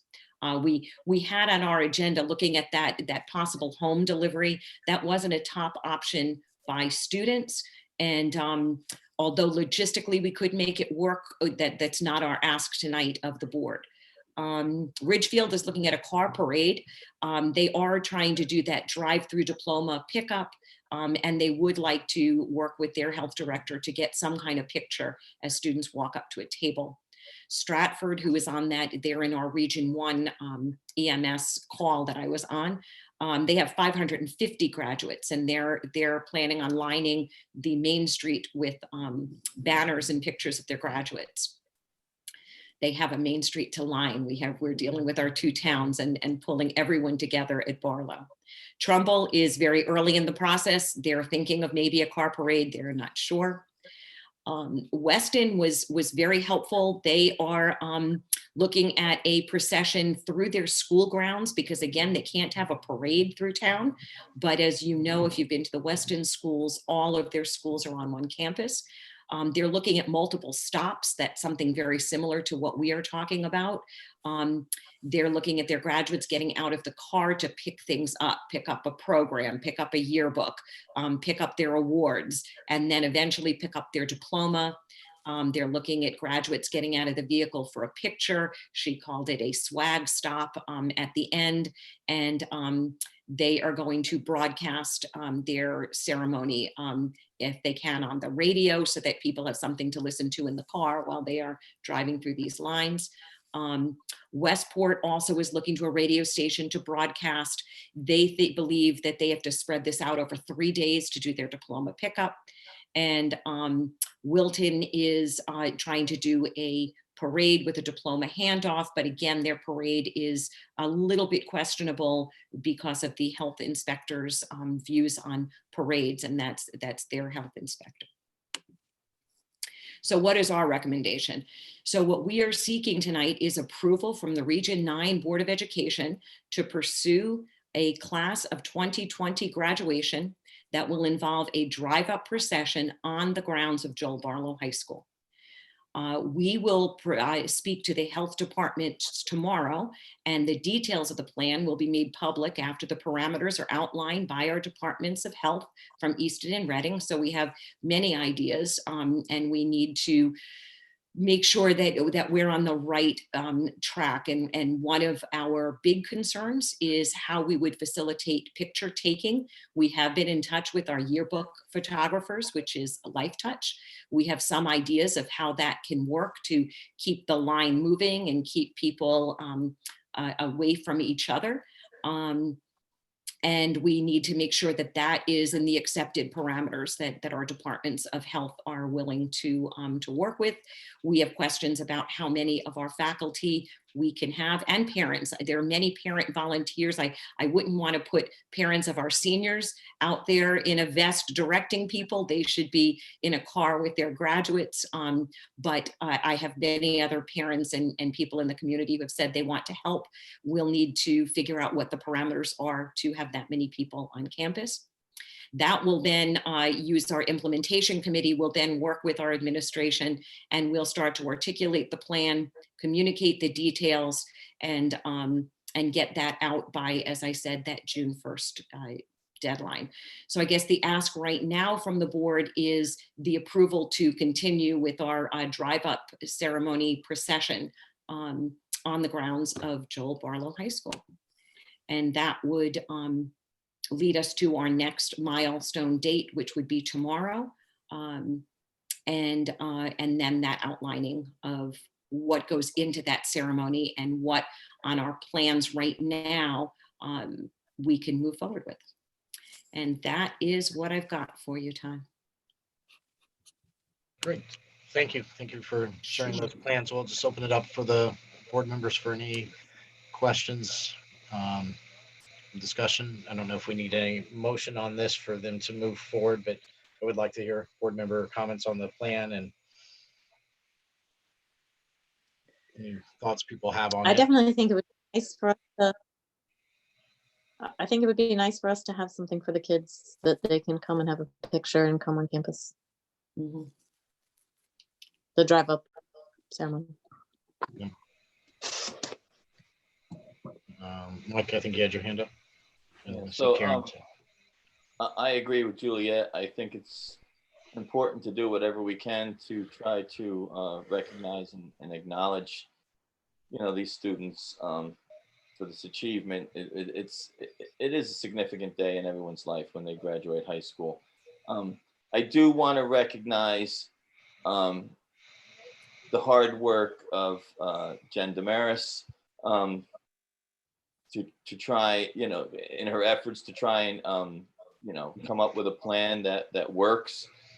But I also want to acknowledge and commend our students and our parents who persevered and were persistent in their quest to get something meaningful,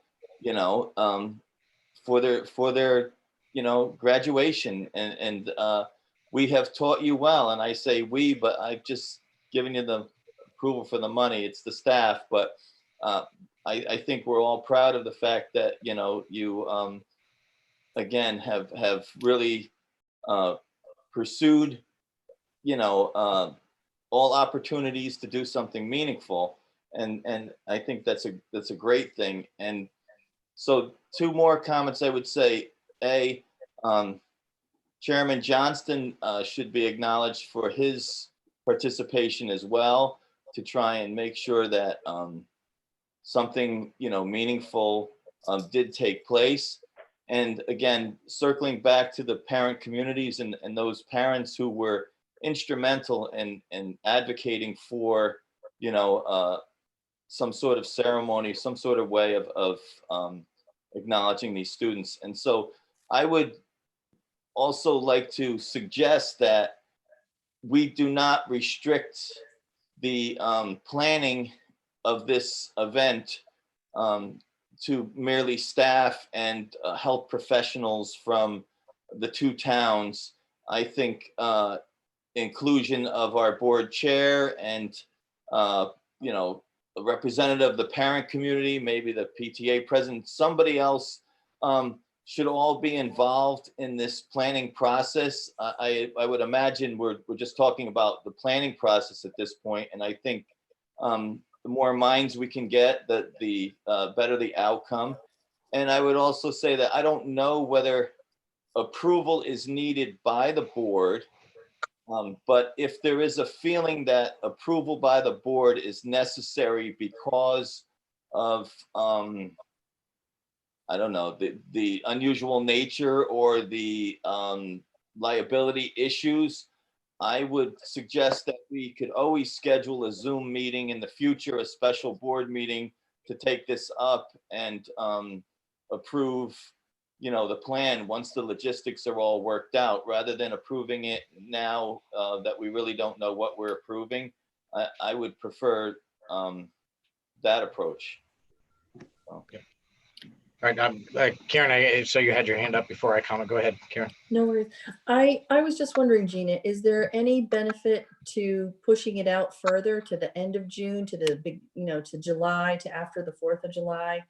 I mean, some towns, not necessarily the ones on your list, but some other towns I noticed in Massachusetts, et cetera, they're looking at July. Easing of restrictions might give you a little more flexibility. Was that a possibility, or? You know, it is a possibility. And again, our students seem to advise us that they really were not, and parents that we spoke to, and the PTA and the other parents we've been networking with, that if we were going to do something later, it would be in addition to the June date. And that has to do with different people not knowing what they're doing for college, leaving for school, leaving for vacations, and not wanting to push that out. And the unknown of, we don't know what those restrictions are going to be. Todd, may I speak? Yes, go ahead, Tom. Yeah, I think it would be a good idea to have the chairman of the board join in on the planning. And of course, the administrators are already working with members of the PTA. I just thinking of the amount of planning and work that needs to go on between now and the 11th. So I'd like to leave the meeting with an understanding that the principal, I mean, the head of school and the 2 assistant principals would have decision-making authority if we find ourselves in the planning and we're starting to faction off into, I don't know, we want to bring jet airplanes over the top of the building, and, oh no, we want to bring drones. No, we want to do something, because I don't want it I want to make sure that the logistics and planning stays in the good hands of your school administrators. And of course, they're already soliciting input and feedback from the students and the families, and to have a board member representative too. Just, I can see how, you know, things get, I mean, you need a wedding planner, right? So that the bride and the groom don't kill each other. So I would just suggest that. No, I think that's a fair suggestion. And I would like, to Mike's point, once we get to a plan that's a little more concrete, bring that back to the board. Yeah, I think that's a good idea. And then again, along the way, if there are any considerations that we need the board to weigh in on, we definitely can call a special meeting to help out with that. I'm happy as the board chair to help out with the committee. I definitely want to see something for the graduates. I know a lot of them, you know, we don't have a large population of people that don't go on to university, but, you know, for those that aren't, you know, this is a very big event. There will be, you know, I think it's an important ceremony and we should do as much as we can. I'm also biased. I've got a graduate this year, so I would like to see, and I'm sure she'll give me plenty of ideas to take to the committee as well. But I would happily serve on that, and I would offer up if any other board member would like to as well. But I'd be happy to do that as the board chair to help out on the committee. Thank you, Todd. I'm happy to help too if you need. Okay, great. Thank you. May I also just suggest that in addition to the ceremony on the 11th, we shouldn't slam the door shut on the possibility that we could try to have a class photo or the kids all together in their caps and gowns if we find ourselves later in the summer with the prohibitions on groups being changed. You know, obviously we have to follow the executive orders, but I think the concurrent work that Gina and Jen and Julie are doing on the virtual keepsake, the memento, the video, and this ceremony, and perhaps something at the end of the summer might be, I don't want to hold out a false hope, but I also don't want to preclude it. I also think that- would just like to have our PTA is wonderful, and they are recommending they're trying to do fundraisers. If you recall, the PTA usually supports prom in financial ways. They support banquet, and they're really pooling their resources. They're looking for more resources because they have some wonderful ideas to recognize every single senior. And I know that they need that monetary support. And we know this is a very difficult time for our townspeople to be even asking for that. So on behalf of Suzanne Nolan and our PTA, you will probably see some fundraising opportunities or just downright pleas for funds so that they can recognize our graduates. So it will be special. I want to repeat what Jen said about where our students are in their stages of loss with this, and we are working to make it as special and memorable as it can be, and planning many different prongs: the procession, the formal ceremony, the informal keepsake, and then we are still holding out hope for something that we can do in July or August. And I'm smiling because I just got another parent who just emailed me, and I'm going to add her to the list of helpers. So we've got a wonderful team of people that are shaping up, and as soon as we get those parameters in place, we'll have some exciting Zoom meetings. Yeah, Gina or Jen, is the PTSA officially on the committee? Are they participating in the discussions? Just want to be clear, if because we will need lots of volunteers, and they do a great job. Oh yes, I'd like to have them if they're not officially on. Once we add them. once we have our meeting with the health officials tomorrow, and we know exactly the parameters, then everything's open. All right, and then I would, again, I know June 11th is only 3-4 weeks away, so I do think after that meeting tomorrow, we're going to have to drive pretty quickly and get things organized, and definitely use all our community resources to help out. There's still a lot of questions I think that need to be answered, and we're going to need volunteers and people to help make the connections and get things so we can pull this off in about 4 weeks. So this is my first 4 years of having one class. This is like a very special class to me, and we've been working hard behind the scenes. So you guys have. We really do have a plan in place that just needs to be kind of nourished a little. Sure. We've thought through a lot, so we're in a good place right now. Yeah, no, absolutely. I know you guys have done a lot, and we've got a lot of people, myself included, willing to help out, and the rest of the board to help get it across the finish and get the communications and everything out that needs to happen. So we appreciate it. Thank you. Thank you for your support.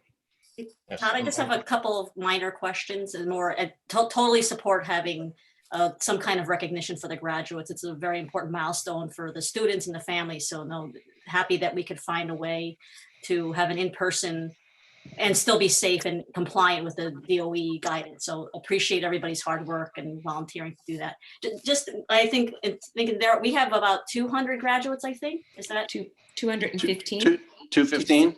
215. So I guess of the folks that answered, or students that answered the survey, that was like 167. It seemed like everyone wanted this potential two-pronged approach, right? A recognition ceremony, or I'm just trying to get around, I'm trying to understand whether or not the majority is driving the June 11th versus, it seems like there's a strong preference for having that in person in July or August. So, and I know we're leaving it open pending health regulations, but I just want to make sure, or I want to understand how we're accommodating the majority of the student population versus a few people that may just have a stronger preference for July 11th, or is it the same thing? Do the kids who want, or the families who want July and August in person, also the same ones that want June 11th? There you go. Go ahead, Jen. Do you want to? I would say you said it very well with that last statement. Okay. Yeah, I also, just from logistics, if we don't do the June 11th, hoping that July or August can take place, and then it can't, right, then we got nothing. So I think we would rather have the celebration on the 11th, and then as opportunity allows, go another step. Great, thanks. Mike? Yeah, I just wanted to, I just wanted to give some input that as far as, the funding goes, my preference would be that I don't want to turn this into the PTA needs to fund our graduation ceremony. We typically pay for the venue when they're at the O'Neill Center. We provide buses. We do lots of things that we expend, funds for. And this is a, this is a challenging year. And I feel that we should be committed to paying for, those items that are necessary to make this a memorable day for our students. In other words, I'm envisioning we're going to have 200 cars with people in them. We might need to have porta johns in a certain area in case somebody has to go to the bathroom, or unless the school is open. I really don't know, but I'm just trying to envision that there are many things. We might need to build a platform. We might need, I don't know what it is that we need, but my preference as a board member would be that should be funded by the board, by the towns, and the PTAs should fund the other, the things that are enhancements to that for those students. Yes. I would hate to see a fundraiser for. No. They're items not. that I don't think that's the intent. That's not I what they're agree doing. with you No, I know it's totally. not. Yeah, It's budgeted. We'll use the money that's budgeted for it, and I totally agree. It should not be a fundraising effort. We have the money there budgeted for the ceremony. We're going to use that money. The fundraiser I mentioned, Mike, was something special at the board that the PTSA wants to do as gifts for the students. We would have our graduation ceremony without that. This is just something above and beyond. Yeah. No, I know. I'm confident. I just wanted to. Okay. I wanted to be clear. So, yeah. And we do have the class of 2020 funds, right? Each graduating class also always has that fund that is used to fund a lot of the graduation activities, right? That's part of the. Yeah, and that was part of the survey of what I think the students would like to spend their class money on some kind of summer get together or banquet, or we had thrown out the idea of a one-year reunion. So we wouldn't use their class funds for the graduation ceremony. If as a class, they wanted to purchase something special, they give like the prom gifts, if they wanted to do something like that. But I don't envision using any of the class of 2020's funds for this graduation ceremony, nor the PTSA funds. We are using our own, the funds that we budget every year for our graduation through our operation budget. And I agree with that. Again, as a board chair, we're not going to use their class funds for this. No. I guess that raises another question. Sorry to ask again. Don't we have savings from the rental of the college that we normally use for graduation? Yes. Yeah. Since we're not using WestCon, yes, there's money there. It's budgeted already. Mm-hmm.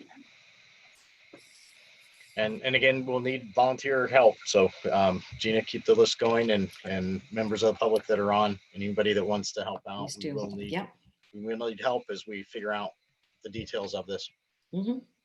And we'll move quickly. Yeah. So I don't think we need a motion or anything like that. I think from the sentiment of the board, the way I'm understanding it, we should push forward, with the car parade and the plans, and meet with the health directors tomorrow to get some parameters of what we can do, and let's push forward get the committee meeting going. Great. All right. With that, we'll move on then to the next item, item D under discussion possible action, which is the review of the 2019-2020 surplus funds and potential allocations. We save all the really, really meaty items till the very end, but I don't know how we want to open this one, Scott, if you want to. I mean, we've talked before, just for context setting, right? We have some surplus funds at the end. These are money that was already allocated that wasn't spent for various reasons, and we can go into the details of those again just for the record. But this is not over budgeting. This is money that from healthcare claims and other items with the school being closed, that money wasn't spent the way it was budgeted. And we have options again as a board. What we can do with that is our own Board of Finance of putting money into our pension fund, putting into our capital fund up to 1% of the total budget, and also putting into the health insurance review. So the board's talked about this the last couple of times we've met. We've made a commitment to the boards of finance in both towns that we would return surplus funds.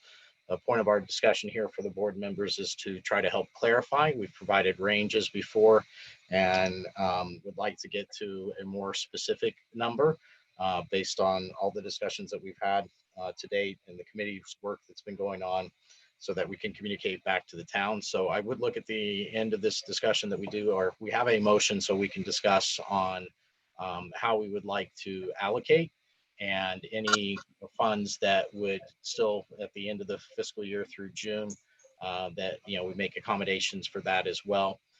We normally, as part of our process, would do this in June at the end of the year, but we are looking to help out as much as we can back to the town so they can set their budgets and the other boards of education. So we're moving our timetable up, and I'd like to, for our board, to get to a decision tonight on the surplus funds amounts, that how we want to allocate them and what can be returned back to the towns so they can finish their plan.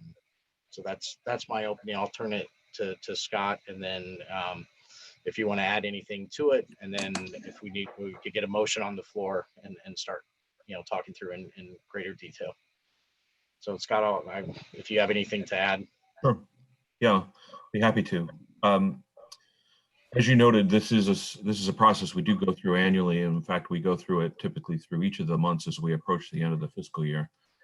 This is a conversation that we would typically be having 30 plus days from now. I mentioned that only from the standpoint of recognize that by its very nature, these numbers are approximate, at least in terms of the estimate of the anticipated unexpended funds. And I would point to the discussion we had in item A earlier tonight, which materially affected my outlook based on the decision that the board made.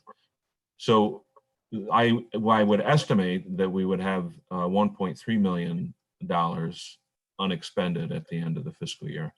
I have previously provided a sheet to all of the board members, and that number was $1.4 million, but based on the discussion in regards to stipends, I revised that downwards to 1.3.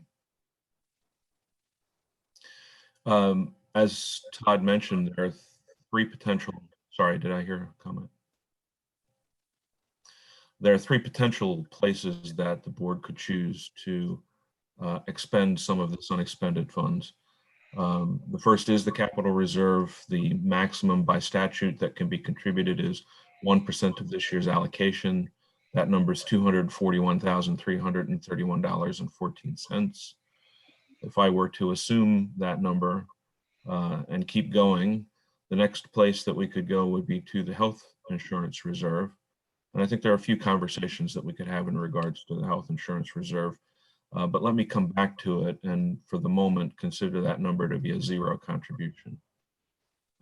Lastly, there's contribution to the pension plan. And we do know that the pension committee had made a recommendation to the Region 9 board to contribute an incremental or an additional $100,000. The board could choose to do that. I've included that number as well. So if I take my 1.3 million that I talked about, the 241,000 that we talked about for capital reserve, the 100,000 for the contribution to the pension plan, that would leave us with about $960 million remaining unexpended. $60,000. 960. All right. Our budget grew. 960. I'm sorry. Did I? Million. 960,000. Cool. We wish it were 960 million. Sorry for that. 960,000. Correct. Yes, 960,000. Splitting that between the towns, that's approximately 550,000 to Reading and 400,000 to Easton, approximate. Can you repeat that number again? Sorry. Yes, it'd be 550,000 to Reading, 400,000 to Easton. And that is based on the split from the 2019-2020 budget between the two towns of just again for the record of the 57.6 for Reading and 42.4 for Easton. Correct. 3.9, yeah. is the allocation. Okay. Yeah. Yep, that's right. So I would like to go back and have a bit of a discussion in regards to the health insurance reserve. Because I think there are a number of factors to consider here, and we've discussed them in prior meetings. One of the considerations is what's a good balance to hold. We know that a 2 to 3 month of average claims buffer is a general guidance. We have asked for additional clarifying comment from Brown and Brown in regards to what that would be for a regional board. I have not received that feedback from them yet, so I don't have anything official to go on. What I could tell you is that if we, so I should just clarify, we make contributions, the board's contributions, the budgeted contributions. We make those contributions periodically throughout the year. They're not deposited all at the beginning of the year. They're periodically made as the year goes by. We've contributed basically 6 months of the allocation. The remaining 6 months of allocation has not yet been contributed to healthcare reserve. If we make the full budgeted amount of the contribution, I would anticipate that we would end that healthcare reserve with a balance of 1.7 million, which is a number that I shared with you the last time we spoke. That's about 8.5 months average claims. So if we compare that to the 2 to 3, it's 8.5. If none of those remaining 6 months worth of claims, which is a number of $876,000, if none of those are made for the balance of this year, then our year-end reserve would grow to, basically take the number off of the 1.7, it would grow to 900,000. That's 4.5 months worth of average claims. So that's I think important for you to recognize that there's some flexibility to, in essence, increase your anticipated unexpended by not contributing all available budgeted funds into the health insurance reserve this year, should you so choose. And that's really what I wanted to cover. Your volume's down again, Todd. Sorry, the object summaries from the budget then, which numbers are those for the insurance, the health payments? Is it 270? Those are, they exist in 270 and 271. Okay. And to be clear, for next year's budget, right, we left our health insurance contribution flat. Yes, the budgeted contribution year to year is flat. Yes. So if we do not put the last payments in, and that will give us again a 4.5 months reserve, and we are not, topping it off with anything additional in the budget like the other boards of education are doing. Not unless you direct me to, no. Right. So I probably should have a motion on, maybe on the floor, and then we can start, or you want some more discussion first before we get to the motion? Yes, I just have a point of order, which is, I know other boards do this to kind of give make a motion where you give kind of a general idea of what we think we may be able to give if things go the way they're going now. And so my question relating to the point of order is that the town of Reading has already completed their deliberations on the budgets, and they have come to consensus. They will be voting soon on that, and the consensus and the decision was not based upon how much money they're getting back from Region 9. My understanding, and I could be wrong, so correct me if I am wrong, but did the Board of Finance in Easton also determine what their budget is at this point? No. Is that correct, Todd, or have they not concluded that? Well, they have, for the Board of Ed, the Easton Board of Ed budget, they have set a number. So they've set a number for that. But not the town budget. Right. So I guess my point is that the number that we give them has no bearing on what they're going to do as far as, setting their budgets and determining their mill rate. We have been very clear from the get-go that we plan to return any unspent funds that we deem are not necessary moving forward for Region 9. Now, I think it's important that we highlight for the members of the public that, when we talk about putting 241,000 into the capital reserve, look back over the last 4 or 5 years. We typically do that anyway. That's something we don't put in the budget, and we commit ourselves to unspent funds will go in there. And we do that to be fiscally responsible, because if at the end of the school year or the fiscal year, we only have 150,000, that's what we put in the capital reserve, rather than budgeting the full 1% to get, maximum amount in the budget. So we do try to fund that reserve, because it's absolutely essential for us to maintain the large items in the building. So I don't feel that that's anything that is unusual. And I'm just going through these, and I know I'm not making accusations. I'm just trying to go through them to say that this is the typical way that we handle the budget every year, and that the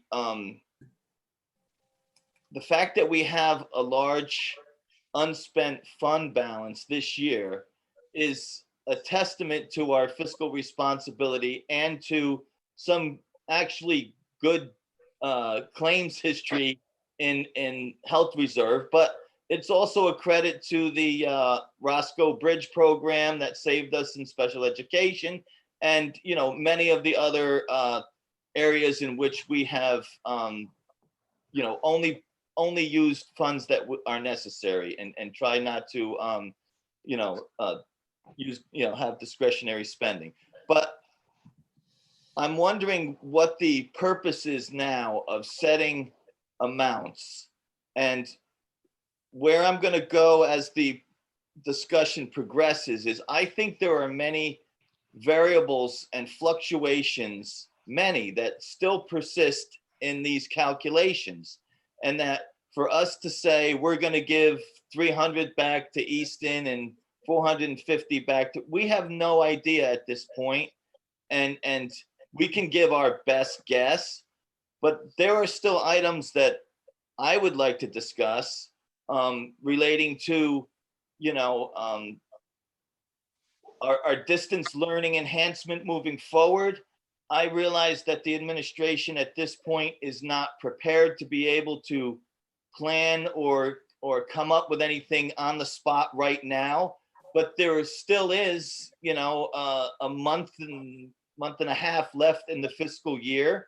And I do think that we should look to do whatever we can to enhance distance learning, for the future, because I think we're kidding ourselves if we think that school's going to go back to normal the last Wednesday of August again.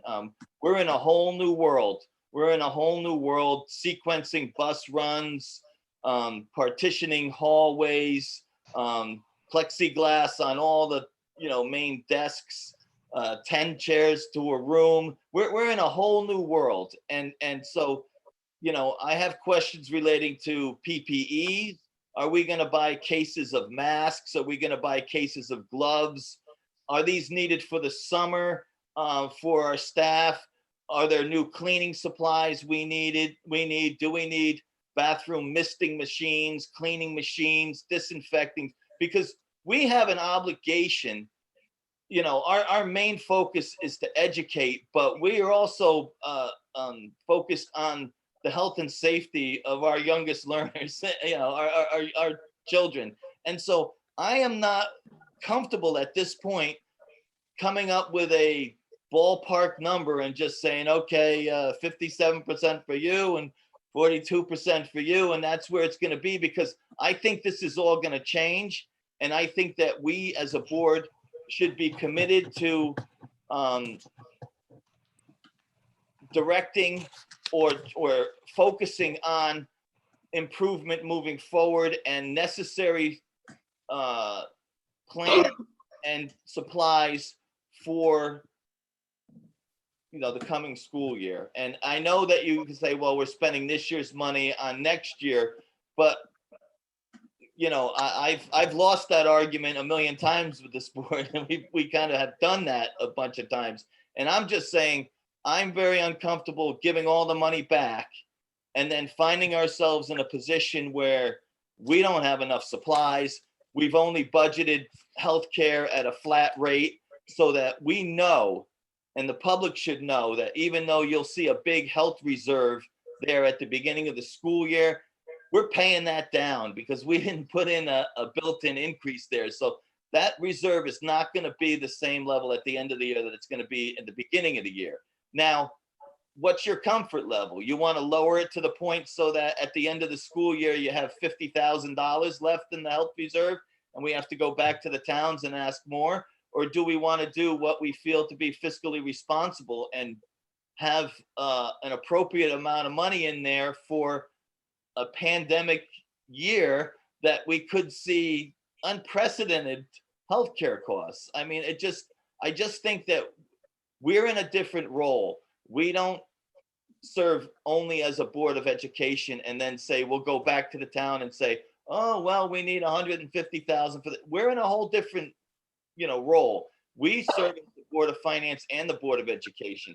And I think that anyone who lacks confidence in this board or its ability to carefully and fiscally responsibly manage their funds should just look at where we are with our unspent balance and realize that we are doing a phenomenal job in managing, the taxpayer monies and using them to, the best way we can to provide education for the students. So I know I'm going on and on, but I just think we're in uncharted waters if we're going to try and pick a number out of the sky at this early date. And I don't know what the purpose of that would serve. All right, thank you. Other board members, comments? Gwen, go ahead. Yeah, let's see.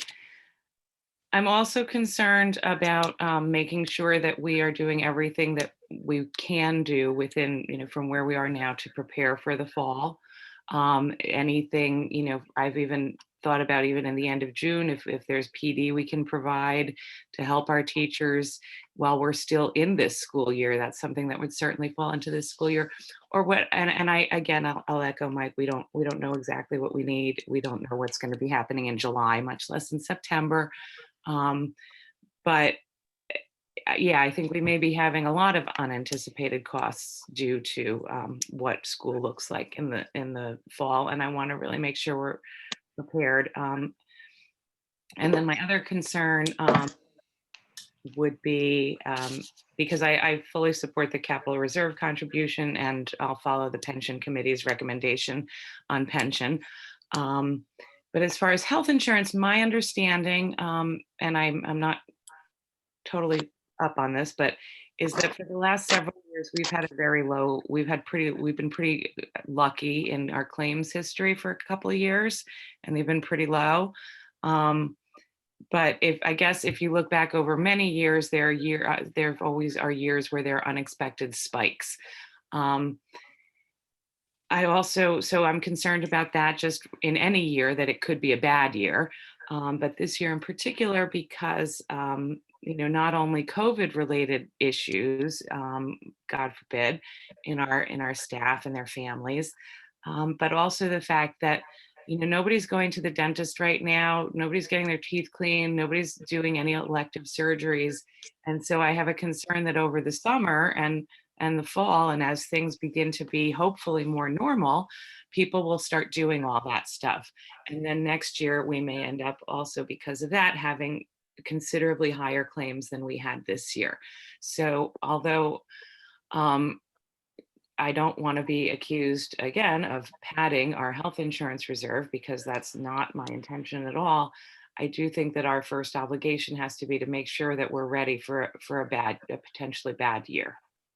So those are my thoughts.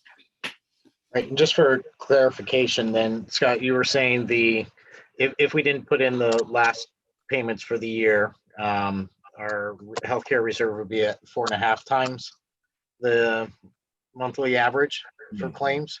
Yes, And if we did put it in, we'd be at 8.5 times. that's correct. Yes. And the advisor, I believe, tells everybody it's 2 to 3 months. Yeah, I So think they verbally said that it certainly makes sense to them that a regional board would carry a higher amount. They have said that. They haven't come back with any specific recommendation. In addition, they have said for sure, to Gwen's point in regards to claims being low, they have communicated, and they communicated this about a month ago. So this is a sort of a March, April, May, June type of a statement that self-insured plans are going to see lower claims for the reasons that were brought up. Their inability to have services done if they wanted to, or their choice not to have things done, and just to push things off and wait. So the input from Brown and Brown in that regard was hold on to those funds. So to make up a number, if you normally spend 200 in a month and you only spent 150, that 50 is going to come back. It's just going to come back later. Because the expectation is that activity would have needed to have happened anyway, and as things come back online, that would occur. So I would say that's a consideration for the several months at the back end of the year to allow that to I'll say escalate and carry over into the new year, because it's really just deferred activity. And then again, I know we normally don't do this until our June meeting, but we've got to make the decision, before the end of the fiscal year in June, right? To determine what we're doing. Only for pension. For pension.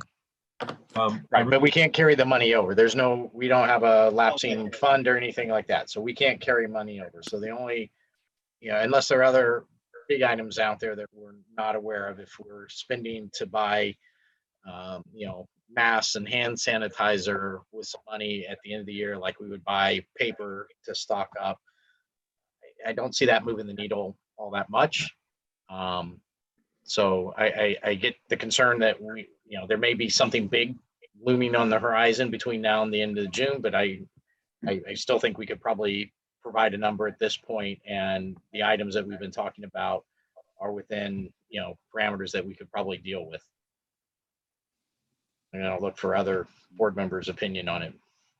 Although we haven't, sorry, Karen, go ahead. I was just going to say, look, I agree that there's a lot of unknowns. I agree that there are potential big items maybe that we don't know about in the future, but that's just a given in any year. But the thing is that this year, a lot of people in both towns are really struggling. And I think it's going to look very badly if we have the ability to sort of alleviate some of that and we don't do it. I think that'll come back to bite us, really. Yeah, go ahead, Maureen. All I was going to say is we are stewards of the public trust. That is a big, broad mandate. We're stewards of the Region 9 trust, but we're stewards of the public trust. And in this kind of environment, that commands me anyway to say, what does my town need, as well as what does the Region 9 board need? And my town needs money. I'm done. Yeah. Cheryl? Yeah, I would agree with Maureen and Karen. I think that my sentiment for agreeing with them is slightly different in that, we've talked about this at 2 past board meetings, and although we never voted on a number, we did indicate informally that we would return some amount of monies to the towns. And so Maureen's point, we have a broader mandate. I mean, certainly the students are first, the BARLA students, and I think, the other actions that we've made during this meeting itself, if we just look at this meeting, I mean, we've already tried to accommodate the non-union coaches. We've tried to accommodate the graduation. So we're trying to meet as many needs as possible with the same amount of resources without burdening the taxpayer. And I think we have an obligation to commit something, even though perhaps we could modify the motion to try to get somewhere to consensus pending certain outcomes, right? So at least directionally, the towns have an indication of what we're going to give back. And I feel particularly concerned about the K-8 students that are getting, they don't have a vote and their education is getting impacted and ultimately, or could be impacted through the cuts that are being proposed by the boards of finance for those schools respectively. And I'm concerned, I mean, they are going to become Barlow students. And so I do think that whatever we can do to help, even though it's indirectly, I would definitely support that. And I do want to offer something. It's not moving the numbers significantly, but the pension committee recommendation, while I did agree with the pension committee, is ultimately what the funding percentage, additional $100,000 moves the funding percentage by about 1.23%. So what that means is the asset base that we have, if we put another 100K, then the funding percentage goes up. It's not as consequent, it's not a major funding percentage change if we so decide to lower that amount. Or, I mean, it's not going to move the needle one way or the other, but if we get to the point where we are thinking about, you know, do I cut down the insurance reserve because, you know, or bring that up, or we don't want to put something in, we could use that as a lever. You know, again, respecting the pension committee's decision. I just wanted to throw that out there so people are aware of it. Right. So you're basically suggesting if some other large item comes up, we do have in the way we've allocated it right now, an additional $100,000 that we're looking to put into the pension plan, that we could pull that back. We are still providing to the pension plan per our budget, but we've due to, you know, market and so forth, you know, the committee has suggested we add a little bit more in there. Scott, I think you wanted to clarify. If I could help to clarify in regards to sort of the logistics of what I think the form of a motion would be, because I think that this would be the form of a motion if this was the last week in June or if it were right now. The direction that I would need is a fixed dollar amount to contribute to the capital reserve, 0 to up to 241. A fixed dollar amount of incremental funds to contribute to the health insurance reserve from unexpended, or alternately direction not to expend some of this year's available budget funds to that if the choice is not to continue to grow the reserve. And then lastly, a dollar amount to contribute to the pension plan, any number that the board may choose. My point being that the amount that we discuss in regards to returning to the towns is an outcome, it's a result. It's the result of however much we really have left over, less the specific fixed amounts that you've directed me to contribute. I just wanted to help to clarify that the type of decision or the type of motion that I think would be appropriate to make. Because logistically, what would happen then is, let's just suppose you would direct me to contribute 1% maximum to the capital reserve fund. Coming out of this meeting, I would go set that rec up tomorrow. We would process that transaction, right? Ditto in regards to the pension plan. They're fixed amounts. I have board authority. I would progress to do them. Doing them the last week in June gives us more confidence in the data. It also pushes me right up against the wall, but you know, that's just sort of the logistics behind it.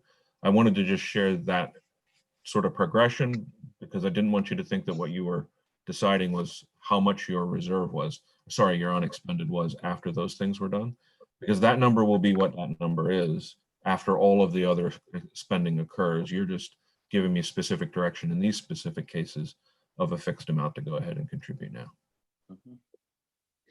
Mike, you had to, thank you, Scott, for the clarification. Mike, you had to come. Yeah, so again, I just wanted to clarify because maybe people didn't understand. I am not suggesting that we're not going to return money back to the towns. That's, you know, that is not what, you know, my statements reflected.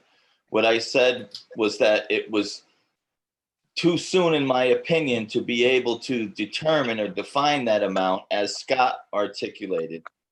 To Cheryl and Karen's points, what I was saying is that the money that we return to the towns has no bearing on the K-8 budgets because they've already been set.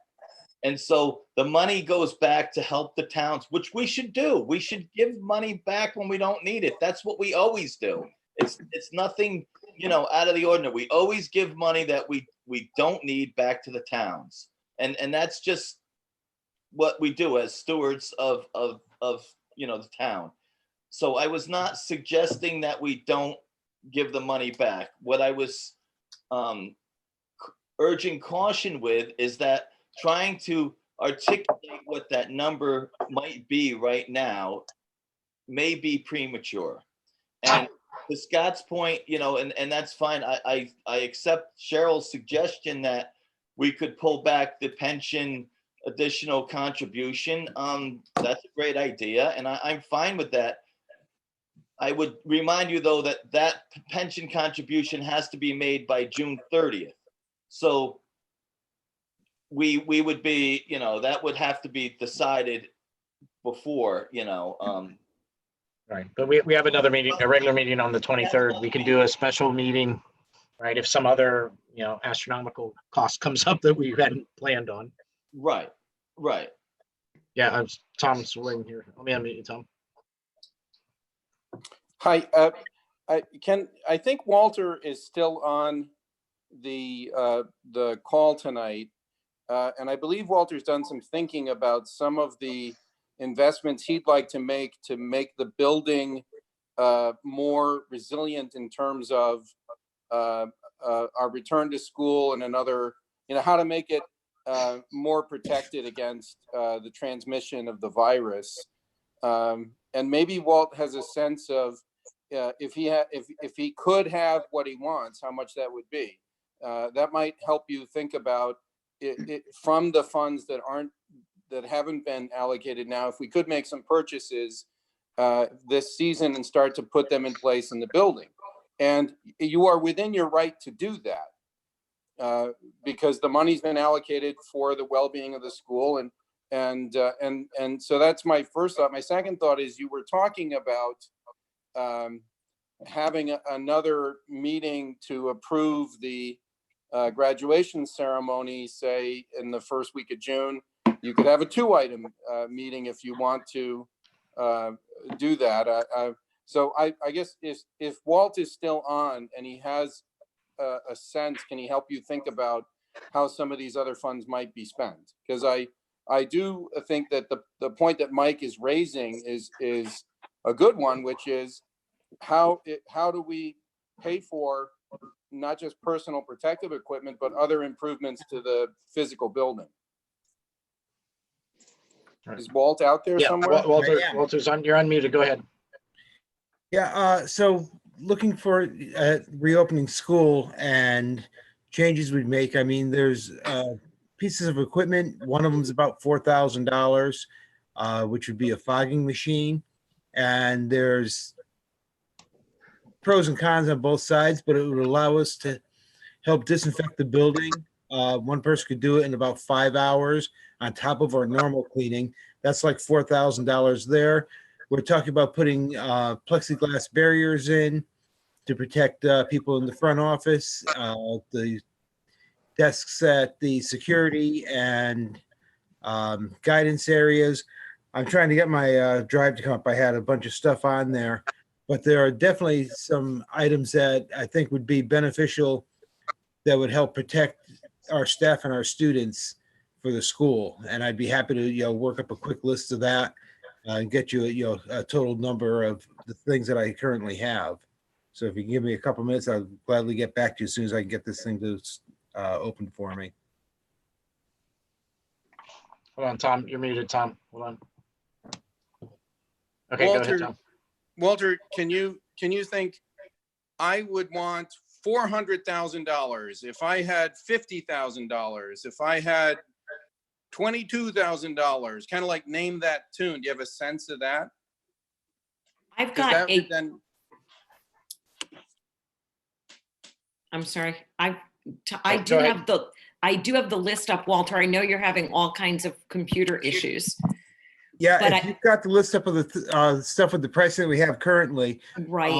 I mean, because we're talking water fountain, fill stations to get rid of water fountains where we could pass viruses and stuff. If you can get that up, Gina, with your costs on it, I'm just having all kinds of, Yep. So you technical. spoke about extra $3,000 in cleaning supplies, almost $1,000 in just signage for bathrooms, occupied bathrooms or no occupied bathrooms. We don't have a price yet, but we know that looking at the auto flush and the no hand water dispensers in the bathroom, similar to the auditorium restrooms. Not all of our bathrooms are outfitted that way. You have, let's see, the water filling stations, the $2,000 each, the ionizers, we spoke about that. So, this is something that we have, we're compiling this list of possible. But Gina, do you have like order of magnitude, like t-shirt size of it? Is it, as Tom was saying, are we looking at 40,000, 50,000, 100,000 from the list? I know the list is going to continue to grow as we The list think through continues to grow. things. Yeah. Sounds like about 20. Yeah, if we're not putting on the ionizer is the biggest item on this list, the treatment, the HVAC treatment. On the capital list, right? That's on the capital list. Right? That's on a capital. So, yeah. So did I hear 20,000 then?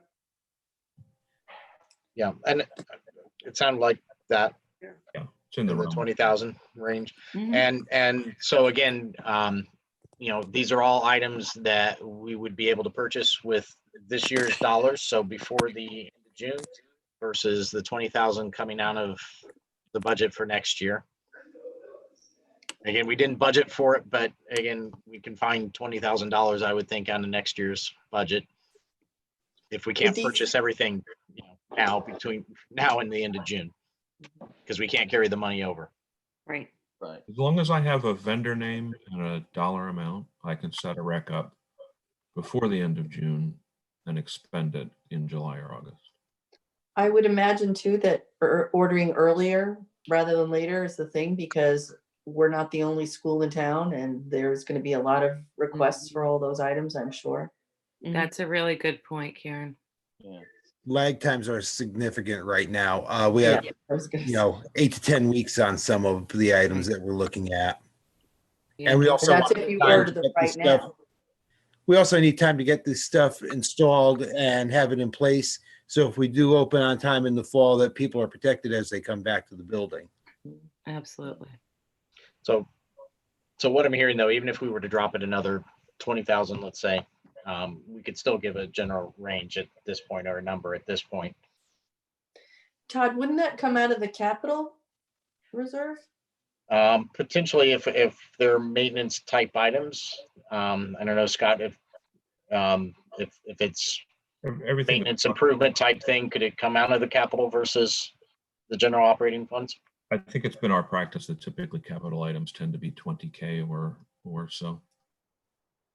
Yeah, I don't think stuff like cleaning Yes or no? stuff that's consumable. right. can't be Yeah. Capital. Yeah, certainly not. But yeah. some of the things. The ionizer maybe is capital. Maybe the ionizer or something.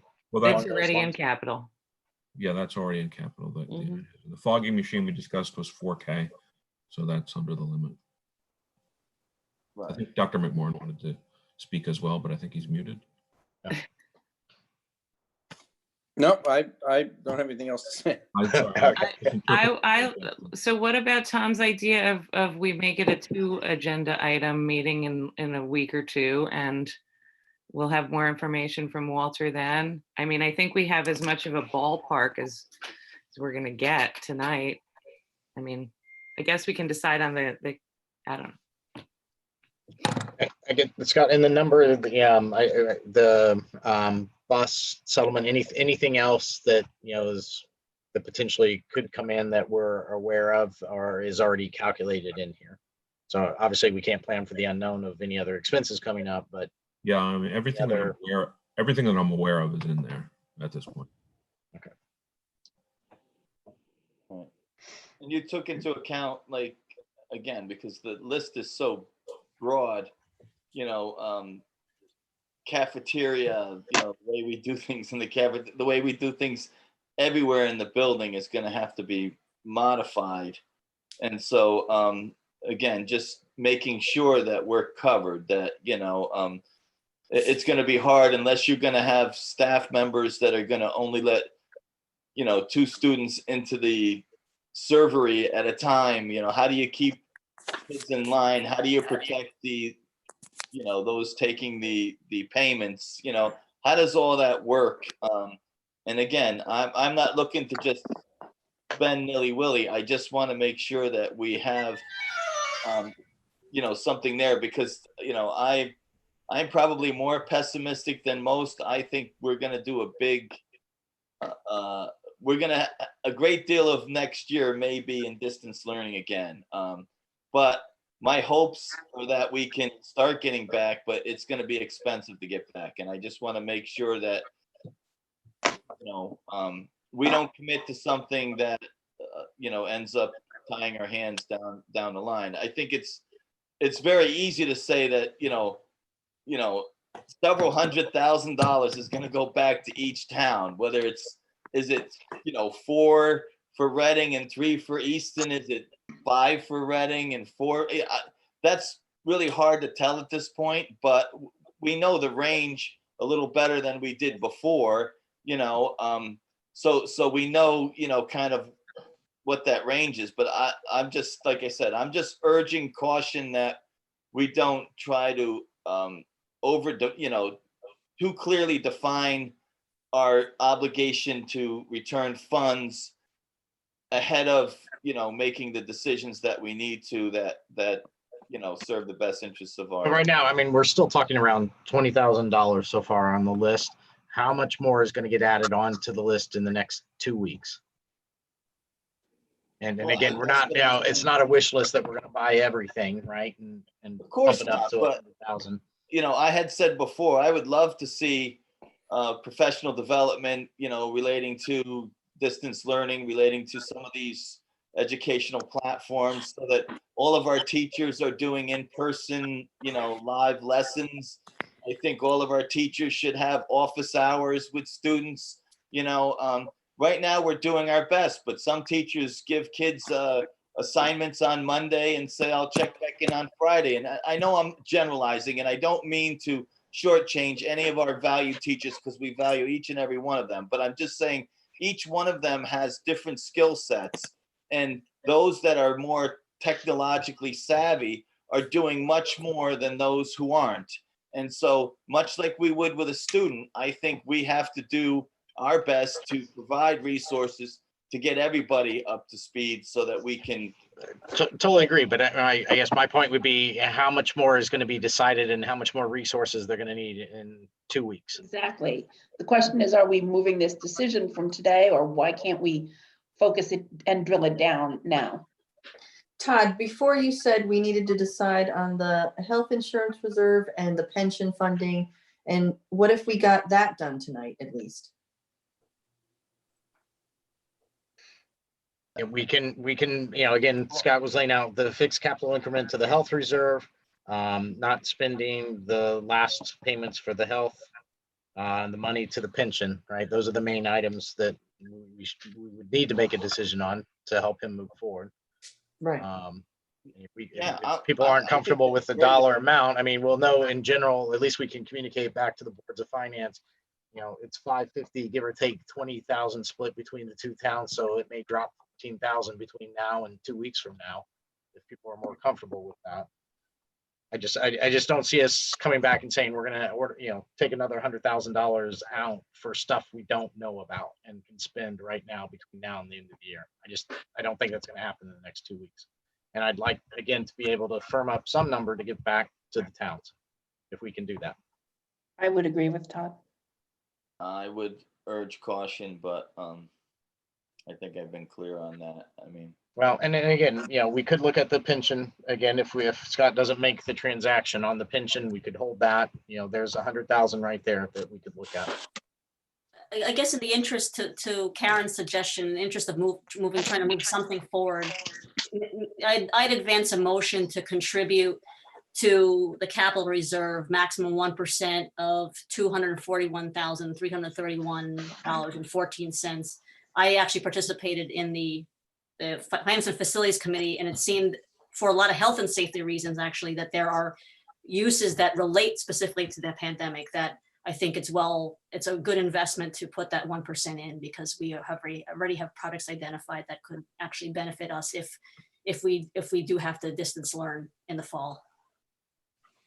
So I had a motion and commentary, but sorry. Right. So the motion is to make the capital I wanted to contribution. second it, but I wasn't sure. Yeah, sorry. So Sheriff, the motion is to make the contribution to the capital reserve, Yes, and that's it? At this yes. point?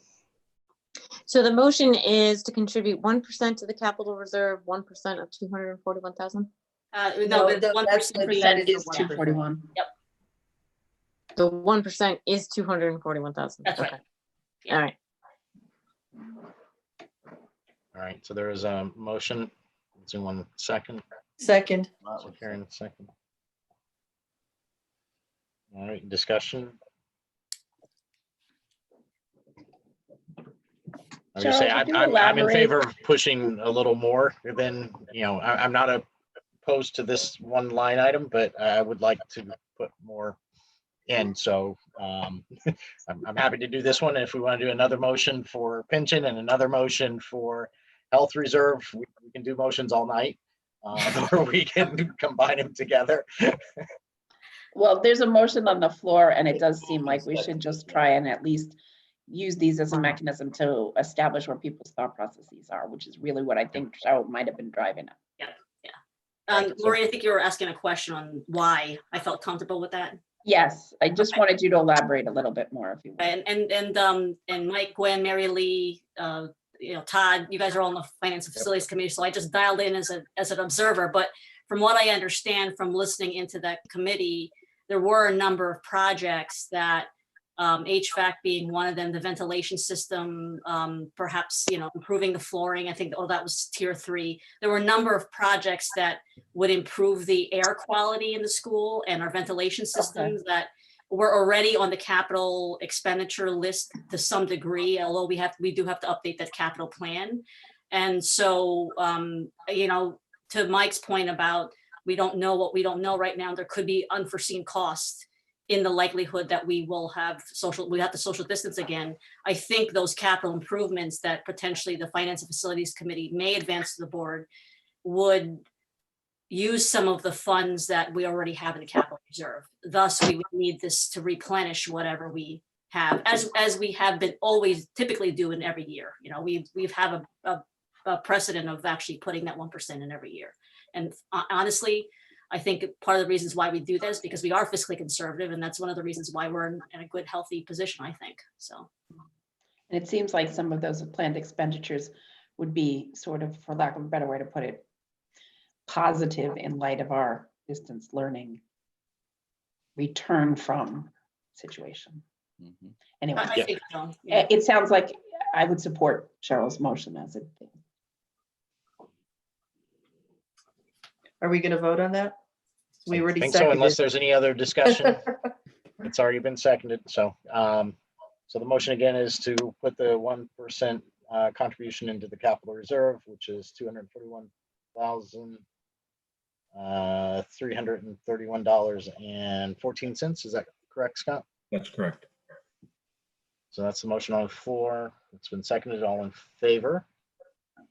Aye. All right, looks unanimous. All right, so that part is done.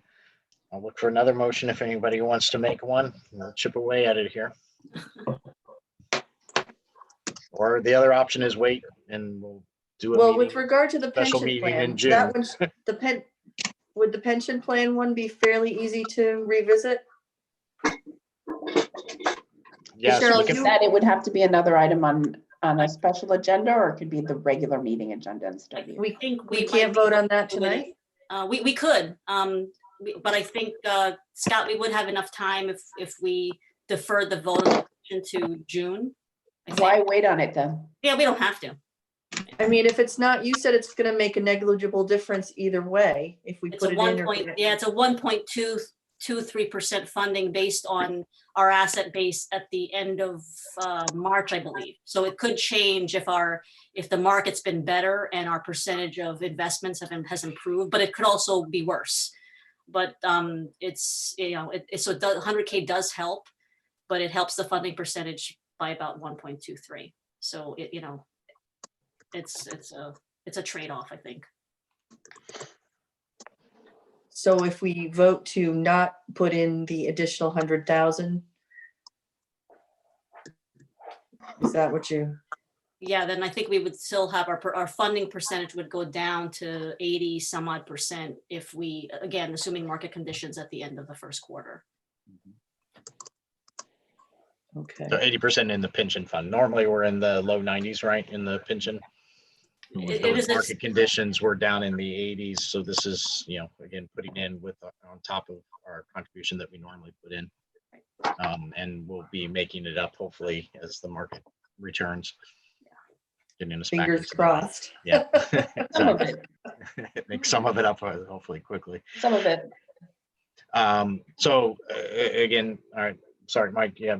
No, I was just gonna say, if there's no motion on the floor, that I would make a motion to direct the administration to fund the last two budgeted or the remaining budgeted contributions to the medical insurance,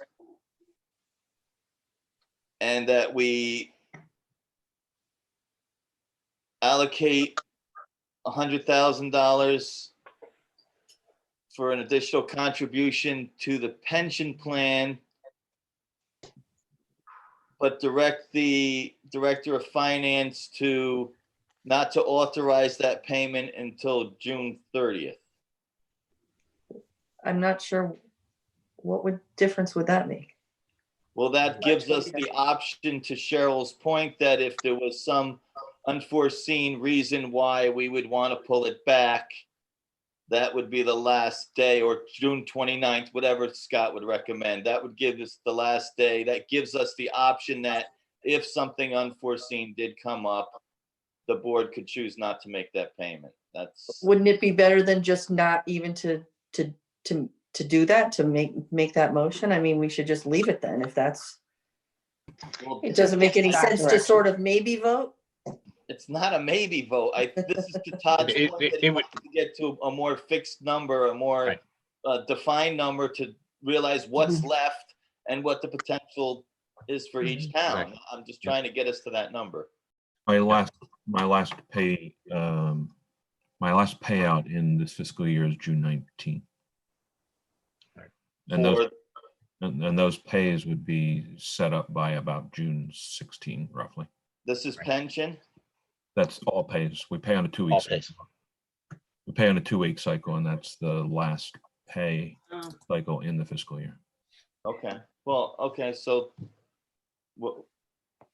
June 15 would be the go, no go day for me, preferably. June 15th, amend it to say June 15th. Okay.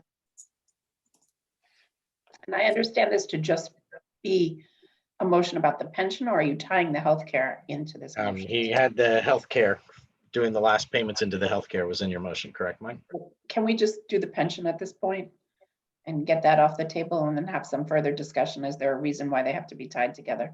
I Mike's was motion. looking to move the ball asking forward Mike. to Todd's point, but I'm happy to discuss each item individually. I'm happy to do that. So I'll withdraw the portion about the health insurance and the reserve, and so we will focus just on authorize an additional contribution to the pension fund of $100,000 as recommended by the pension committee.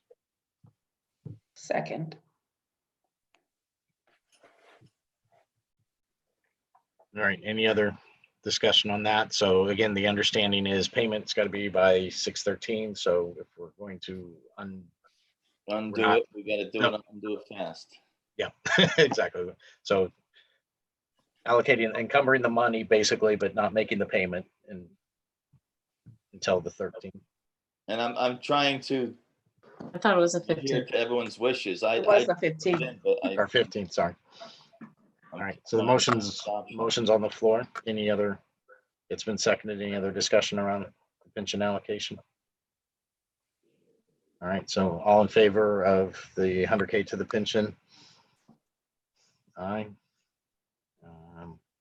Is Karen, are you and opposed? I'm opposed, yeah. Okay, so everyone but Karen, so 7-1 or 6. 7-1. Yep. Passes. Okay. All right, so we've taken care of capital, we've taken care of pension, health insurance reserve.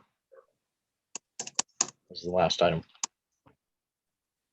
So I don't know if anyone wants to make a motion or, someone wants to lead. I'm happy to share my perspective, but everyone's got an opinion here. So however you want to structure it, it's fine.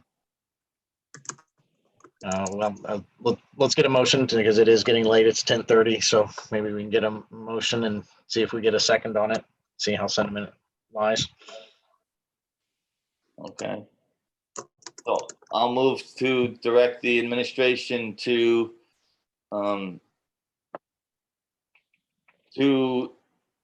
pay the last two budgeted. Is it two, Scott? I want to make sure I get that.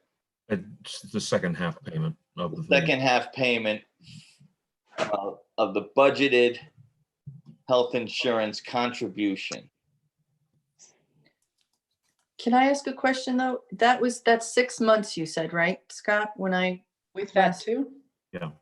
Yeah, so that's roughly just again, looking at the numbers, $876,166. That's correct. Which would go into the reserve balance, which would raise the reserve balance to 1.7 million or 8.5 months average 8.5 claims. months. Correct. So what's 15% of our total contributions per year, Scott?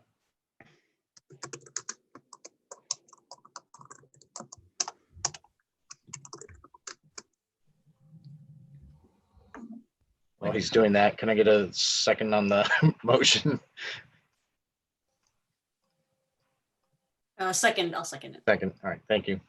Cheryl, Yep. all right, 375,000, bro. How much? I think 375,000 approximately. That's how much we're kind of underfunding based on next year. So that brings us to 1.42. I think I need a point of clarity here.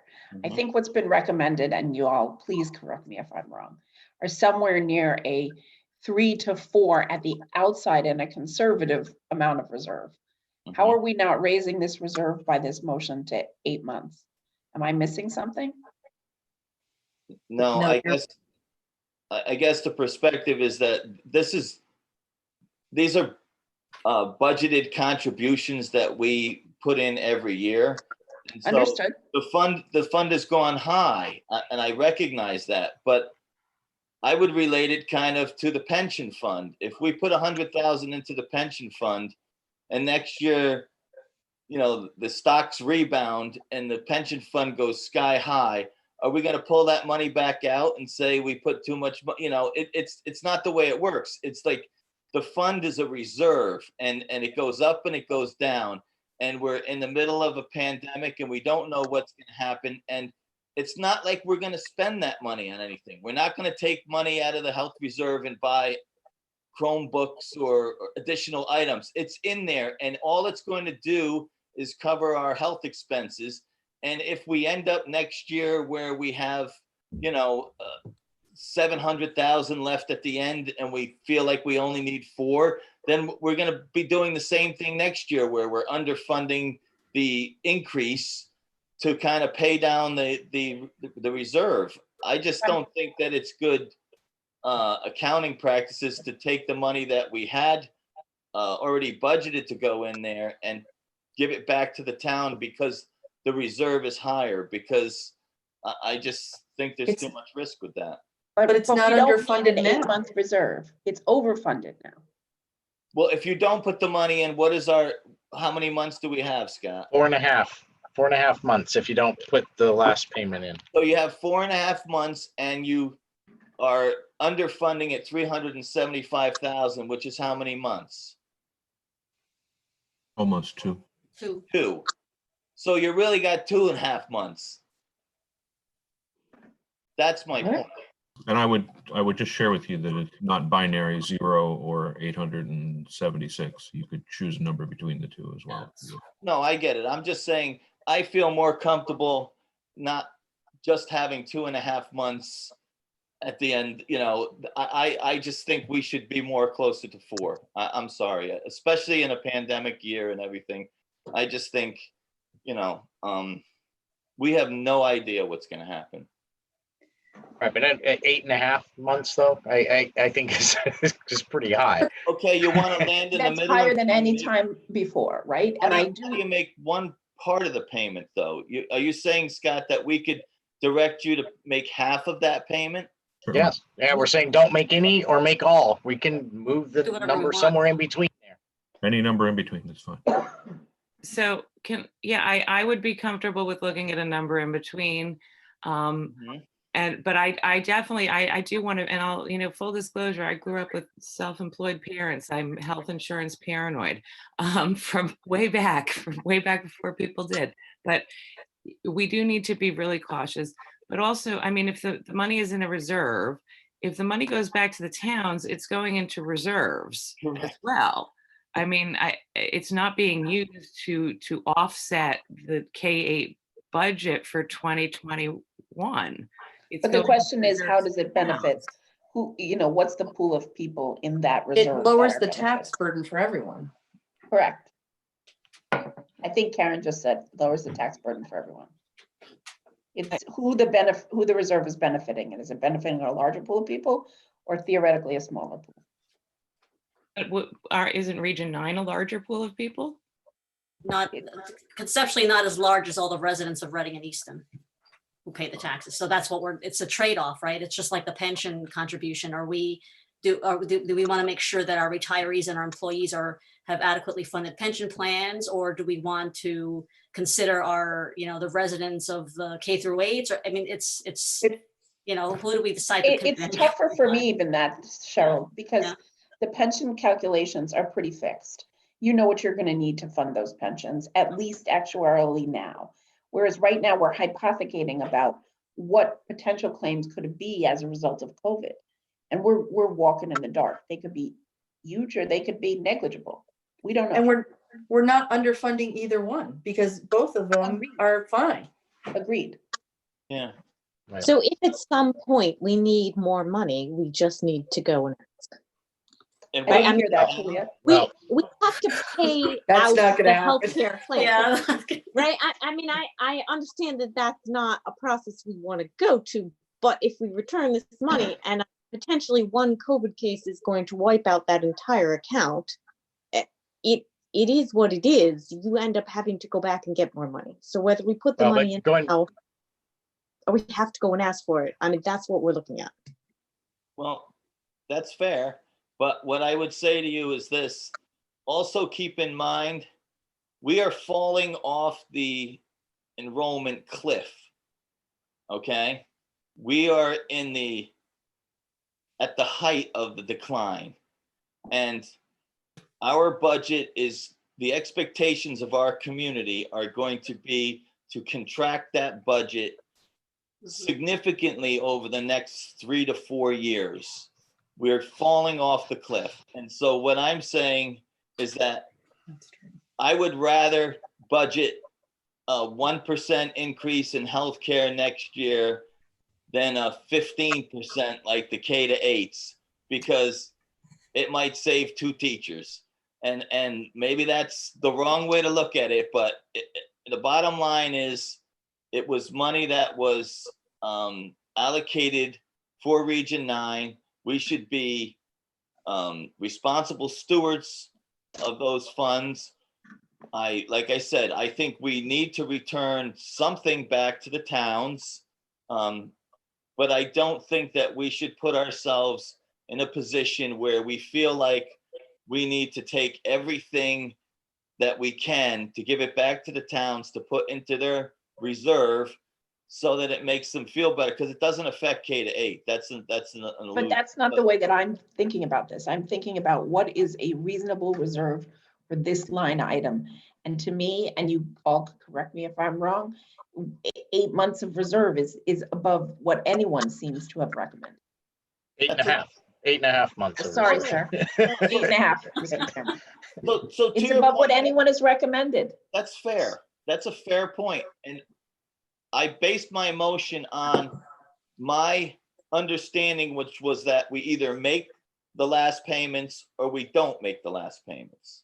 Okay. So I was looking at it as you were either going to have 2.5 months at the end, or you have 8, and I'd rather have 8. Now, if Scott is advising that there is a landing spot in the middle, I am certainly not adverse to revising the motion or whatever to land in a more comfortable position that maybe makes everybody happy. But I just, maybe we Never don't make everyone happy. I don't think 2.5 is Come fair. on. But can I just ask, Scott, can you just where tell you're us, getting like, 2.5 months, it's 4. And regardless of whether you make the contribution or not, it's still 4. No, we're underfunding next year by. We're underfunding next year. We're 50,000. flat next year. So we're not putting as much in next year to Yeah, but if drain you're down. adding it now and you're getting 8, I still don't understand where if you're not adding it, you get down less. We're drawing down from it next year, right? Because we're not adding more into it. So we're going to draw down. That was the whole idea, because the reserve is built up. When we did our budget, was to draw down by keeping it flat next year in the budget. So Mike's concern is we're drawing down, and we could draw down too far if we, don't put additional money in it and all the uncertainties of what might actually come in on the claim side. So what having if a bigger we cushion. But you always have to make a decision from the point you're at, not the point you may be at. so can we just I get a agree. number that tells us, like, if we add this much, we give this much back to the town, and if we add this much, we're giving Well, this much? Yeah, I mean, we're at the point right now where there's a motion on that we would,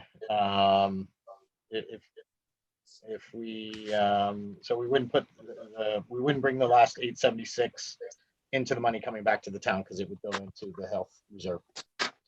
Can I ask one more question? So if we added, all right, so instead of it being 2 months less, can we keep it at 4 months? What would that price, like, how much would that we have to add to keep it at the 4 months? You can consider a month to be 200,000. So can I just go back to these numbers here, because I just want to make sure I understand this. We have 960,000 unspent dollars. If we take how much, 876 out of that, then whatever's left from that, what we're returning to the town, which would be negligible. Confused here. No, it's more complicated. So what is going to be left to return to the town if we fund these last payments? With that number? 960. So $960,000 divided by the percentage. Okay, so that's the number that you already gave us that we would potentially have to return. So that's what we've been looking at this whole time, and that's Yes, what K-8 yes. has been asking us to return. So then Yes. I'm not quite sure why we're not giving them back enough money, right? Because we're giving them back the money that we plan to give But the back. analysis, to me at least, is what is the appropriate reserve? And if we've met that appropriate reserve, what goes back to the town could potentially be higher. Not what do we go back to the town with? I mean, my Right. first hat is, here I am on Region 9, what's the appropriate reserve? Absolutely no one has said it's 8 months. Some people, I don't think anyone thinks it's 2 months. But it seems like the number for reserve, and Todd can correct me if I'm wrong, is somewhere between 3 and 5 months. It's not 2 and it's not 8. Right. And if people want to be a bit more conservative, it's 200,000 a month in claims. So, we go to 6 or whatever instead of 5. I mean, we'll be at 4.5 if we don't put the last payments in of the year. So we're in that range of the 3 to 5. Right, And but to keep it for next year. That's, you know, Yes. to keep, okay. if we made the contributions and it would be 8 at the beginning of the year, it would be 6 at the end. But 6 is still 6. But And I'm that just saying, assumes we have that- said it was somewhere between 2 and 6. I'm just saying, we're not talking 8, we're talking 6. If we think 6 is too high and we think it should be 4, then we should be considering whether or not we split that last payment and we put $438,000 in. And then at the end, we would end up with, you know, what, 4.5 or something at the end. Which would still be more conservative than the recommendation we've been receiving. So Scott, it would be a $200,000 additional to keep us at 4 months for next year. Is that correct? Well, go ahead. Scott. So I'm just going to try to walk through the pieces of the puzzle. So the math that we have in front of us assumes, of course, that we would spend what we have budgeted for healthcare. That would take us to an estimated 1.7 million or 8.5 months reserve. The discussion is to not spend everything we've budgeted for healthcare, i.e. don't put it all into health insurance reserve, leave the remaining to go to unexpended and go back to the towns, or some portion of that to go back to the towns. If we don't put any of the remaining into the health insurance reserve and allow all 876 of that to go back to the towns, we would end up with 4.5 months of average claims, or 900K reserve, we think. With a 0 contribution. With the, right, no more of what we have left. So stop contributing basically at this point. Okay. To clarify, 4.5 at the beginning of the year, Understood. right? Right, yeah, 4.5 at June, say June We're 30th. gonna have 2.5 at the end if everything followed suit. Perhaps, you know, the estimate of next year's budget for medical in the 270 and 271 objects is done by Brown & Brown as an estimate of the anticipated claims and administrative fees for next year. So I understand your discussion of we didn't do 15%, therefore it's 15% lower, but that's not how we got to the number. How we got to the number was, what's the estimated amount of claims and administrative fees necessary to pay next year? It happened to come out to basically the same number.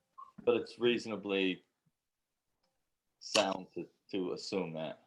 Yeah, I think that it's actuarial underwriting that takes into account your actual claims experience to determine what your future claims experience would be.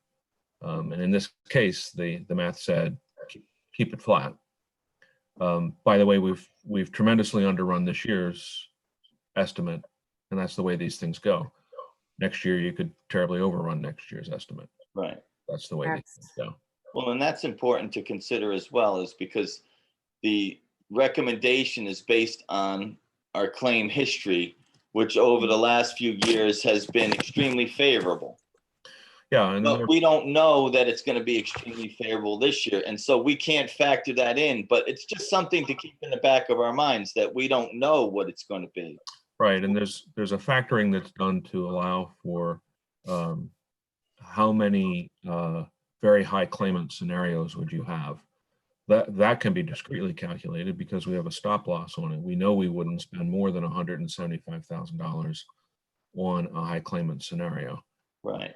The challenge comes in is when, you know, we've presumed one of those in the next fiscal year. If you have 2, if you have 3, well, you can do the math. That's a $175,000 problem or a $350,000 problem. So I think your question, Karen, was how do we get from 4.5 to 6.5? Or just, can we just do a flat 6 and just say we've got 6 months of reserve? And sure. So I would call that an incremental 300,000. So rather than depositing the remaining budget of 876,000, we would deposit 300,000. And then you should get to that number. Does 6 months reserve sound comfortable for most people? Should we make them? Still high, but I'm definitely not going for 8.5. So No. Is it, I feel like I could go to 5. I could go to 4.5. I could go to 5 too. Well, should we deal with the motion that we have and either? We didn't make a motion yet. No, we have a motion on There the is a table to motion on put the floor. yeah, there's a motion been seconded to put the full end of year payment in, the full 876. So Why don't that's, you take a vote on that? so do we want to vote that one, and then as opposed to amend it, let's vote that one and then put another motion or amend? I'm easy. I just want to get through it. All right, well, let's just vote on this one then. So all in favor of making the, so was it the final year-end payment? I'm paraphrasing your motion unless you want to recap it for me, but the final 876, Final 166 budgeted medical contributions. to the medical contribution. So yeah, I don't think you stated the dollars, but just as clarifying, that gets us to the 8.5 months, 1.7 million in the reserve. So all in favor of that, signify by aye. I see 1, 2 hands on that, and all opposed. All right, 5. All right, so it does not pass.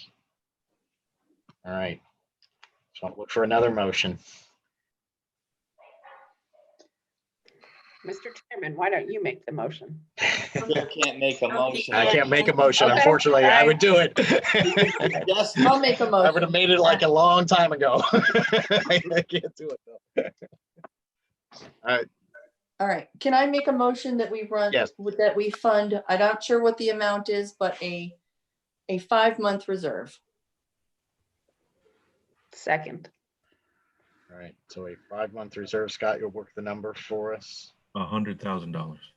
Thank you. So, okay, so it's been Karen, Karen and Maureen second. So can we get it? It's a 5-month reserve, and what, Scott, I'll give you, I'll stall a minute so you can get what that dollar number would be. It would be an incremental 100,000. So instead of contributing the 876,166, I would contribute 100,000. The balance would go to unexpended. So I've been trying to do some quick math here while people are talking. If we take the 1.3 minus the 241 minus the 100K pension minus the proposed motion that's on the table, 100K for healthcare, then my math is saying it's 858K left in anticipated unexpended. No, it's good. The unexpended will go up because I've assumed that I'm going to spend all of the 876. So if I only spend okay. 100 of it, then 776 gets added to the 1.3, making. And to Maureen's point, we should be not driving this decision based on what we're giving No. on what's the correct reserve for our board. That wasn't, And I do think that 5 that's months. the driver, Yeah. because it seems like no one has recommended 8. Yeah, And I mean, I'm happier with 6, given that we're low on next year, but I'm more comfortable with 6 as well. 6 makes me a little less queasy. Does anybody know the most amount of months we've had in reserve? That would be an interesting question to have an answer to. Scott, if you know. I have in front of me the year-end balances over the last 5 years prior to this one. The highest amount at the year-end was $607,000. And so we're above that. And right now we're at over $1 million. Wait a minute. What was last year's? 667. So we're above that now. We're above it now, yes. Yeah, but I don't, for some reason, that doesn't check, because we put 300 or I'd have to. Oh, we didn't put all the last in it yet. Sure, that's true, but so the report I look at is a cash view, so it's literally the June 30th bank account. Yeah, but we put a lot in afterward. Afterwards, yeah. After that, right. Well, that's the end of the year. It's for the next year. What was that number? 422. So we put 422 on top of the other. That's true, yeah. I mean, it Which shows up gave in us 19. what? I'm sorry? Which gave us what? A million change? Yeah, I mean, for money that was out of that year, but it actually literally landed in the bank account probably in September, October. It was still the same. It's still the same money when you put it in. So It's still over a million. So with the motion on the floor, what that'll get our balance to what, about 100,000 million, even with the We 5 wish it months? were 100 million. Yeah, Not I know. 100 million. Sorry. Everybody's overestimating. We'd all be happy. Getting a little blurry. It's getting late. So it'd be Not a bad. million. About a million, yep. So we would be at a million in the reserve with the motion that we have on the floor. Yes. I think that's a very fair number, folks. So 5 months at a million. Or 650 with low claims. Yeah. Look, I don't think that anyone here is trying to be in any way other than financially prudent. And I can't imagine anyone seeking a recommendation would get us beyond this by much. Again, it's comfort levels.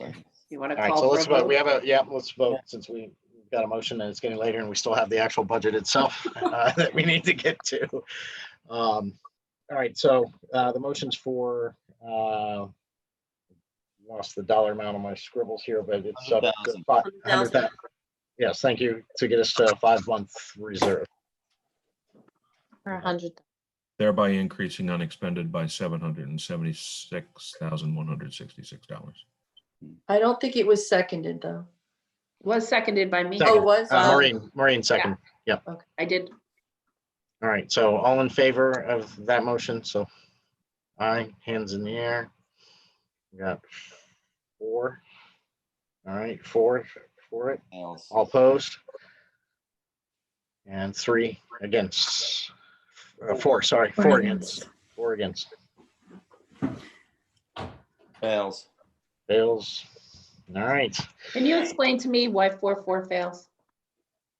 Yeah, so 4-4 fails because the only time 4-4 wins is if it's a majority of Reading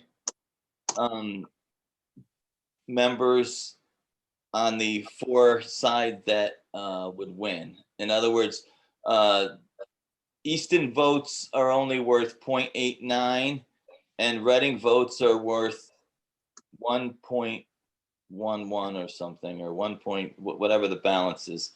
So that's based on the apportionment. Those are what's in our bylaws. So Reading votes are worth more than Easton votes by a slim margin, not enough to make it Based on the enrollment. And well, it's based on population, yeah, for the towns. And so in the end, 4-4 usually fails, but 4-4 this way would fail even for Reading because you also need a crossover vote. You can't win any vote unless there's one crossover. So the fact that there was 4 Reading that were would outweigh Easton, it still fails. Yeah, so it's for the record, 4 Reading, 4 Easton, basically, and we fail. I'll All make, right, so we need another motion. I'll make a motion that we fund the health insurance reserve in the amount of 300,000, which would bring us to 6 months, Todd, or Scott, if I'm correct. Yes, that's right. So I'll make my motion that we fund it in the amount of $300,000 for a 6-month reserve. Second.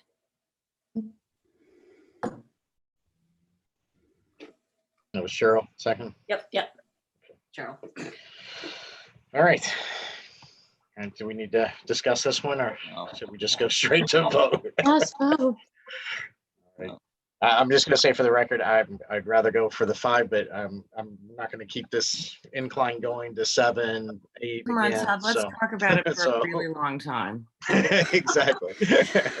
We'll stop the losses. All right, we'll go ahead and vote on it then. All in favor of the 300K to the reserve for 6 months total. Aye, hands in the air. All right, it looks like everybody except Karen, is that correct? So Yeah, all no. opposed? I didn't vote yes. No, Okay, and Maureen all voted. opposed, sorry, and opposed. So Karen and Maureen too, okay, so it passes. Still, yeah.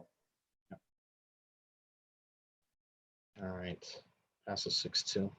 Okay, all right, so that's that item. So Scott, I can stall a little bit if you need the numbers to say where we would be at right now. The people that have stayed on. No, I can do them. All right, I'll let you. We'll come back to that because we do have.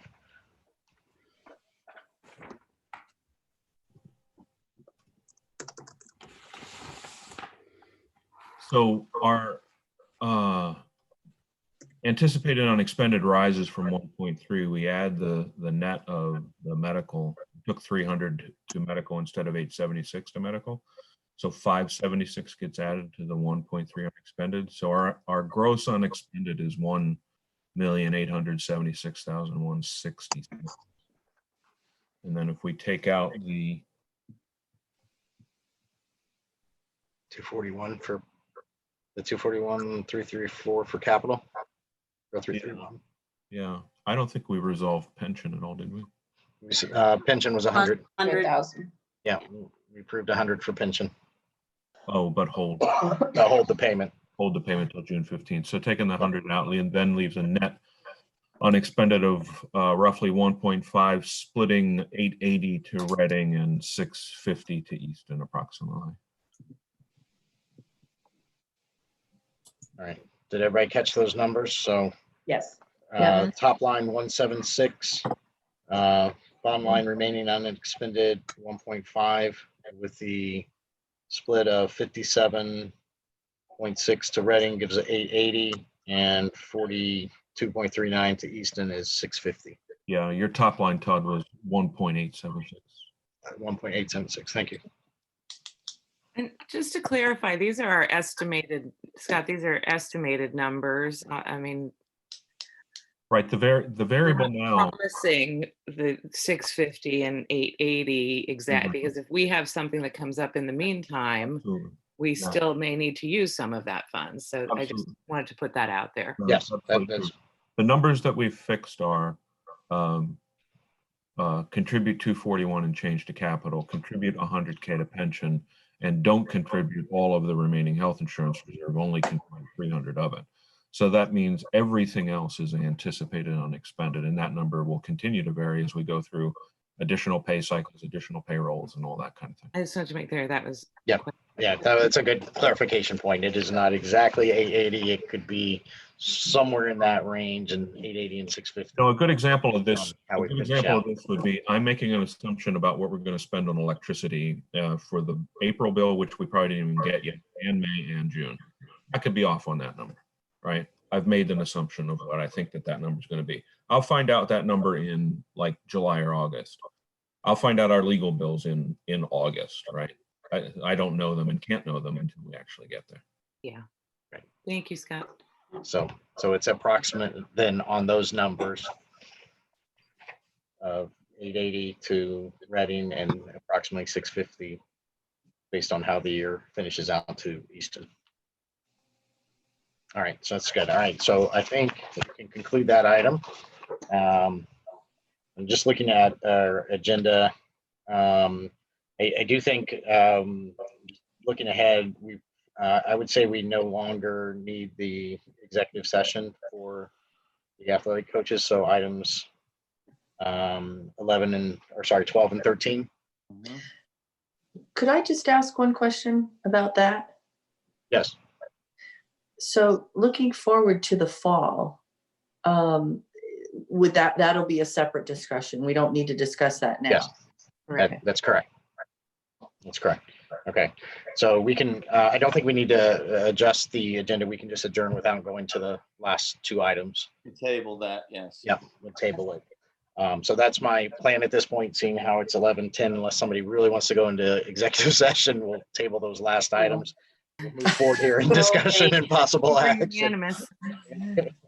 All right, so our next item is the review of the public comments submitted to the central office with respect to the approval of the Region 9 2020-2021 budget under Connecticut Executive Order 7I. So I'm going to just basically recap for the public. We're not going to read through all the comments, which is what we stated as part of our process.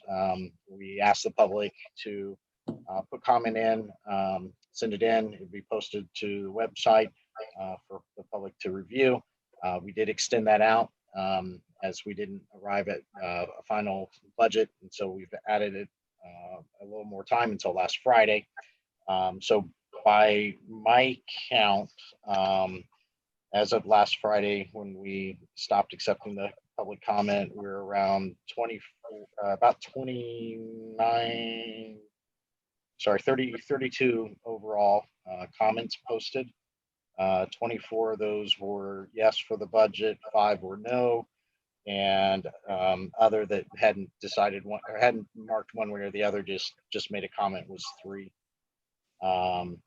And Reading, the way it was split based on the comments coming in, was 17 yes, 4 no, 1 that didn't mark yes or no, so 22 there.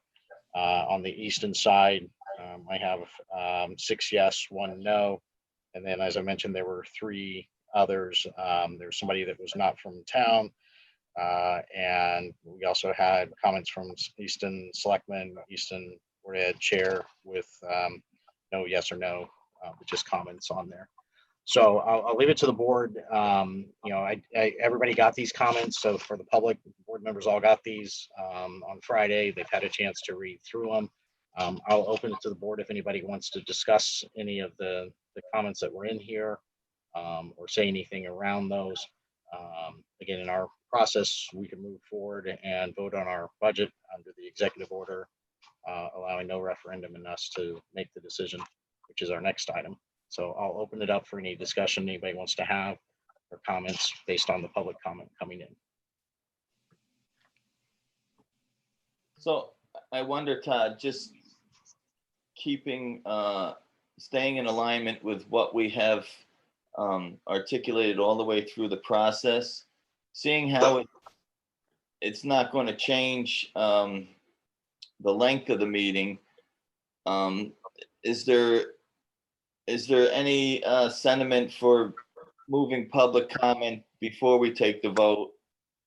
Again, just in the unprecedented year, we're going to vote. Taxpayers don't really have their say, you know, and if people are going to speak, they're going to speak afterwards anyway. It's not going to affect the length of the meeting. Is there any, you know, advantage to allowing people to speak beforehand? It will allow them to speak right before we vote. So other members, I mean, that we can adjust the agenda and allow the public comment now. We still have about 29.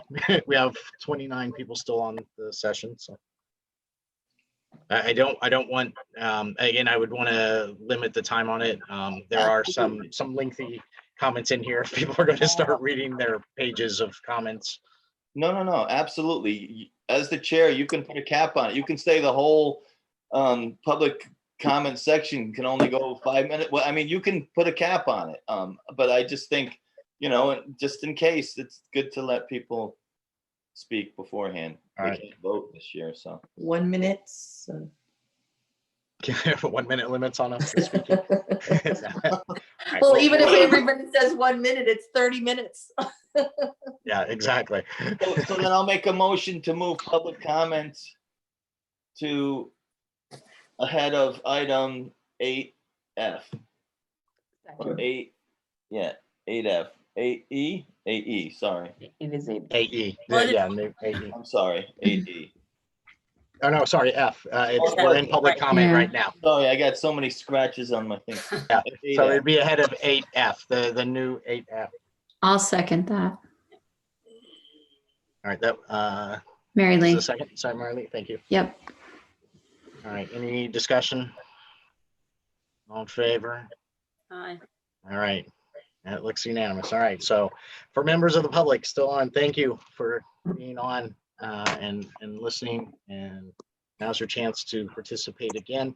I will open the lines if you can, again, either wave or use the hand symbol to on the I think participant list. Christine's, Yeah, and board members, you can help me. That would be great. And we'll Christine limit it to 2 Calvert's minutes. waving. And Okay. Jeff is waving too. Okay, so again, limit to 2 minutes, and then if you don't mind, name and address so we have it for the record. Christine, I'll go to you first, since we saw you first there. All right, Christine, you're unmuted. Go ahead. Hi, Christine Calvert, 10 North Street, Easton. I just want to say thank you very much to Tom, Scott, and all the administrators for all the hard work that they've done. It's been, overwhelming budget experience for both the region and the towns, and I really appreciate all that you've done. Tom, you will be missed. In reference to graduation, I too have a senior in college and high school, and I would love to see an in-person ceremony. My daughter's college back in March announced a date. Yes, it may not be attainable, but at least you had a date to look forward to plan around.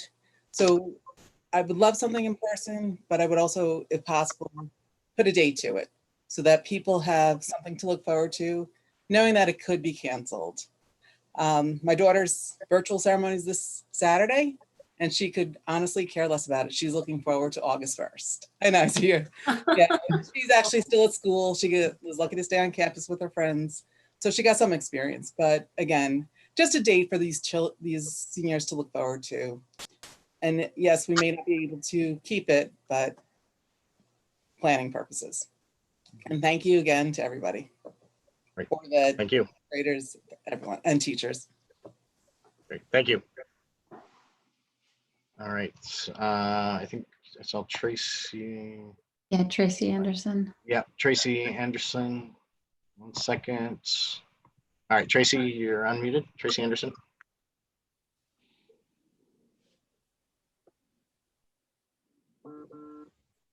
Stepped away. All right, we'll come back to you, Tracy.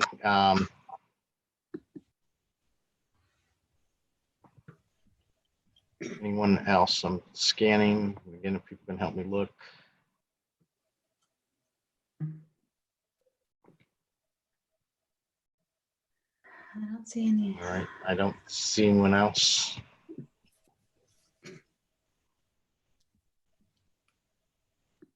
All right, doesn't look like anyone else. I think you're good. Oh, wait, Tracy Anderson is joining again. So let me admit her back in and see if she wanted to talk. She may have had technical problems. So let me just give her a chance to get back in. Whoever's on answering on that. Tracy, you're unmuted. You were looking to speak. Yeah, hi, sorry, I did have technical difficulties. No worries. Thank you. Yeah, Tracy Anderson, Meeker Hill Road. I have a daughter who's a junior and another daughter who is a 7th grader. I also want to thank Dr. McMorrin and the administrators, the teachers, and everyone for everything they have done this year. And I just wanted to make a public comment that I am in support of the budget, and I ask that the board vote yes on the budget tonight. Thank you. Okay, great. Thank you. All right. Again, last time looking through. All right, seeing no one else then. So that will conclude the public comment portion of the meeting. And we'll move back to this item 8, discussion possible action items. We're finished down on any other board member, any other comment on public comment? We've had the public member, so we can move on to the vote. But if any board members want to say anything else, I do want to recognize that we did get the Eastern Board of Ed Chair's letter. So that is posted. All the members have read that, asking about the surplus funds to be returned to the towns. Todd, are you looking for comment about the budget specifically or comment in general? Comments on the public comment piece. So Okay. otherwise, yes, we have a budget number in front of us. I can recap that. Just any other comments on the public comment? We've allowed the public comment to comment. So I'm going to move on to our item to vote on the budget. All right, so let's move on then to item 8F, which is the approval of the Region 9 2020-2021 budget under Connecticut Executive Order 7I. So we'll need a motion for that.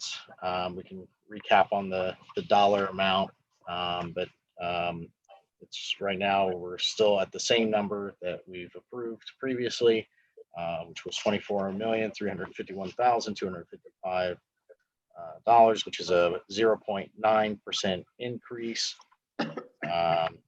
which with apportionment of 54.32% to Reading and 45.68% to Easton, gives us a budget for Reading of $13,227,602.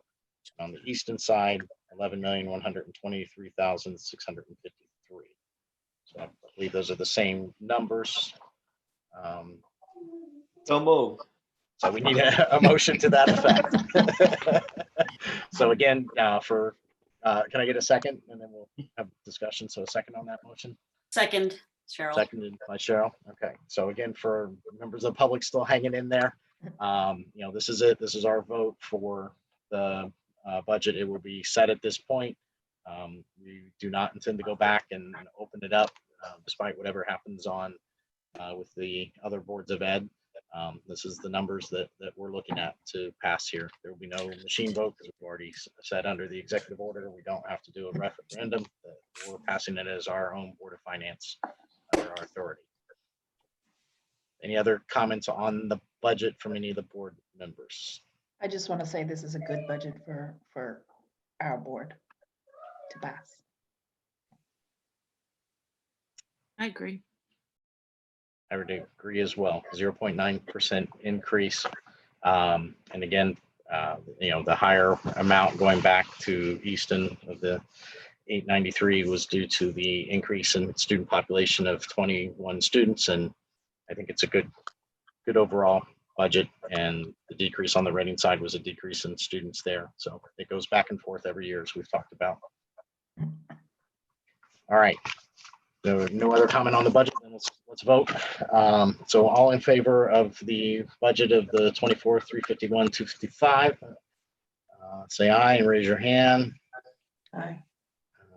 And it looks like we've got everybody. Just for scroll over one window, I think. So I'm going to. It looks like everybody is in favor of it, so it does pass unanimously. The record. Sorry, I had to scroll windows to make sure I had everybody there. So unanimous, passing that. Thank you. We have a budget. All right. Our next item then, since we've adjusted public comment, is board member comment. So I'm not even sure what number that is now.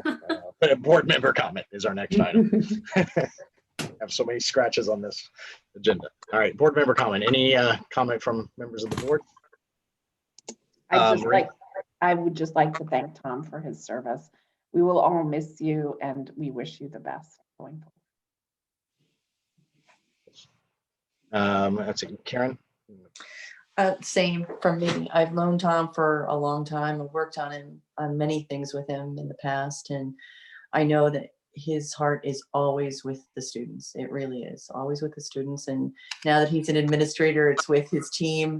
And I think he always strives to do the best for everybody. So thank you very much, Tom. Thank you. Gwen? I wasn't really kind of ready to say thank you or farewell to Tom tonight because I'm planning to bicker with him for a while longer. But In favor of that, we got a while more. Yeah, we're not done yet. But obviously, your service has been very highly valued here. And thank you to the rest of the board for a speedy meeting. It's been a nice 5 hours. Yeah. And Tom, nice 5, and Scott, 5 hours.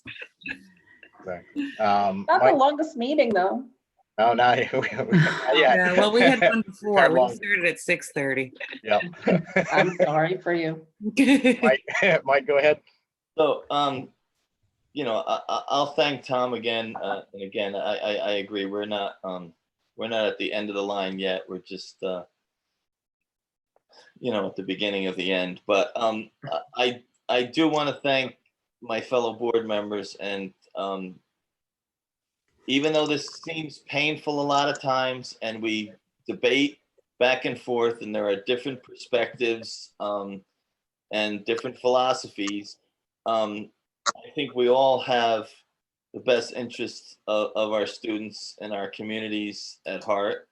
And I appreciate that we can have this painful debate for extended painful debate, and still at the end smile at each other and know that we all, you know, mean well and are all trying to do what's best. And so I appreciate that, and I thank you for that. This is a very collegial board. We should all be proud of that. Here, here. Any other comments from board members? I'll just add in, you know, my comment. Tom, if you were thinking about retiring, another 5-hour meeting here should, you know, not dissuade you from that, knowing that you still have 2 more budgets to go this week and many more hours of late night meetings. So. All right. I'm sorry, go ahead. Yeah, I just want to add, I will remember the first time I heard Tom speak at the high school, where he spoke about flow, talked about, you know, the medium between, you know, too much stress and I guess not enough. But I'm hoping that you have good flow as you finish up here and get through the next bit of time. But thank you so much for all of your all of everything that you've done. Thank you. Any other comments from the board? All right, so again, I'm just for the record, we're tabling the last 2 items. It used to be 12 and 13 for recess to executive session. We'll table those, and I'll need have a motion to adjourn. Mike, do I have a second? Second, Cheryl. Second, Cheryl. Thank you. All in favor? Bye. Aye. All right, we are adjourned at 11:24. Thank you, everyone. Thank you, everybody. Thank you. Public for Bye. hanging in there. Bye. Thank you. Safe drive home. Todd, I'll send you and Scott this, because I have Yes. them already done, and you can check them tomorrow morning. Great, thank you. Okay, bye.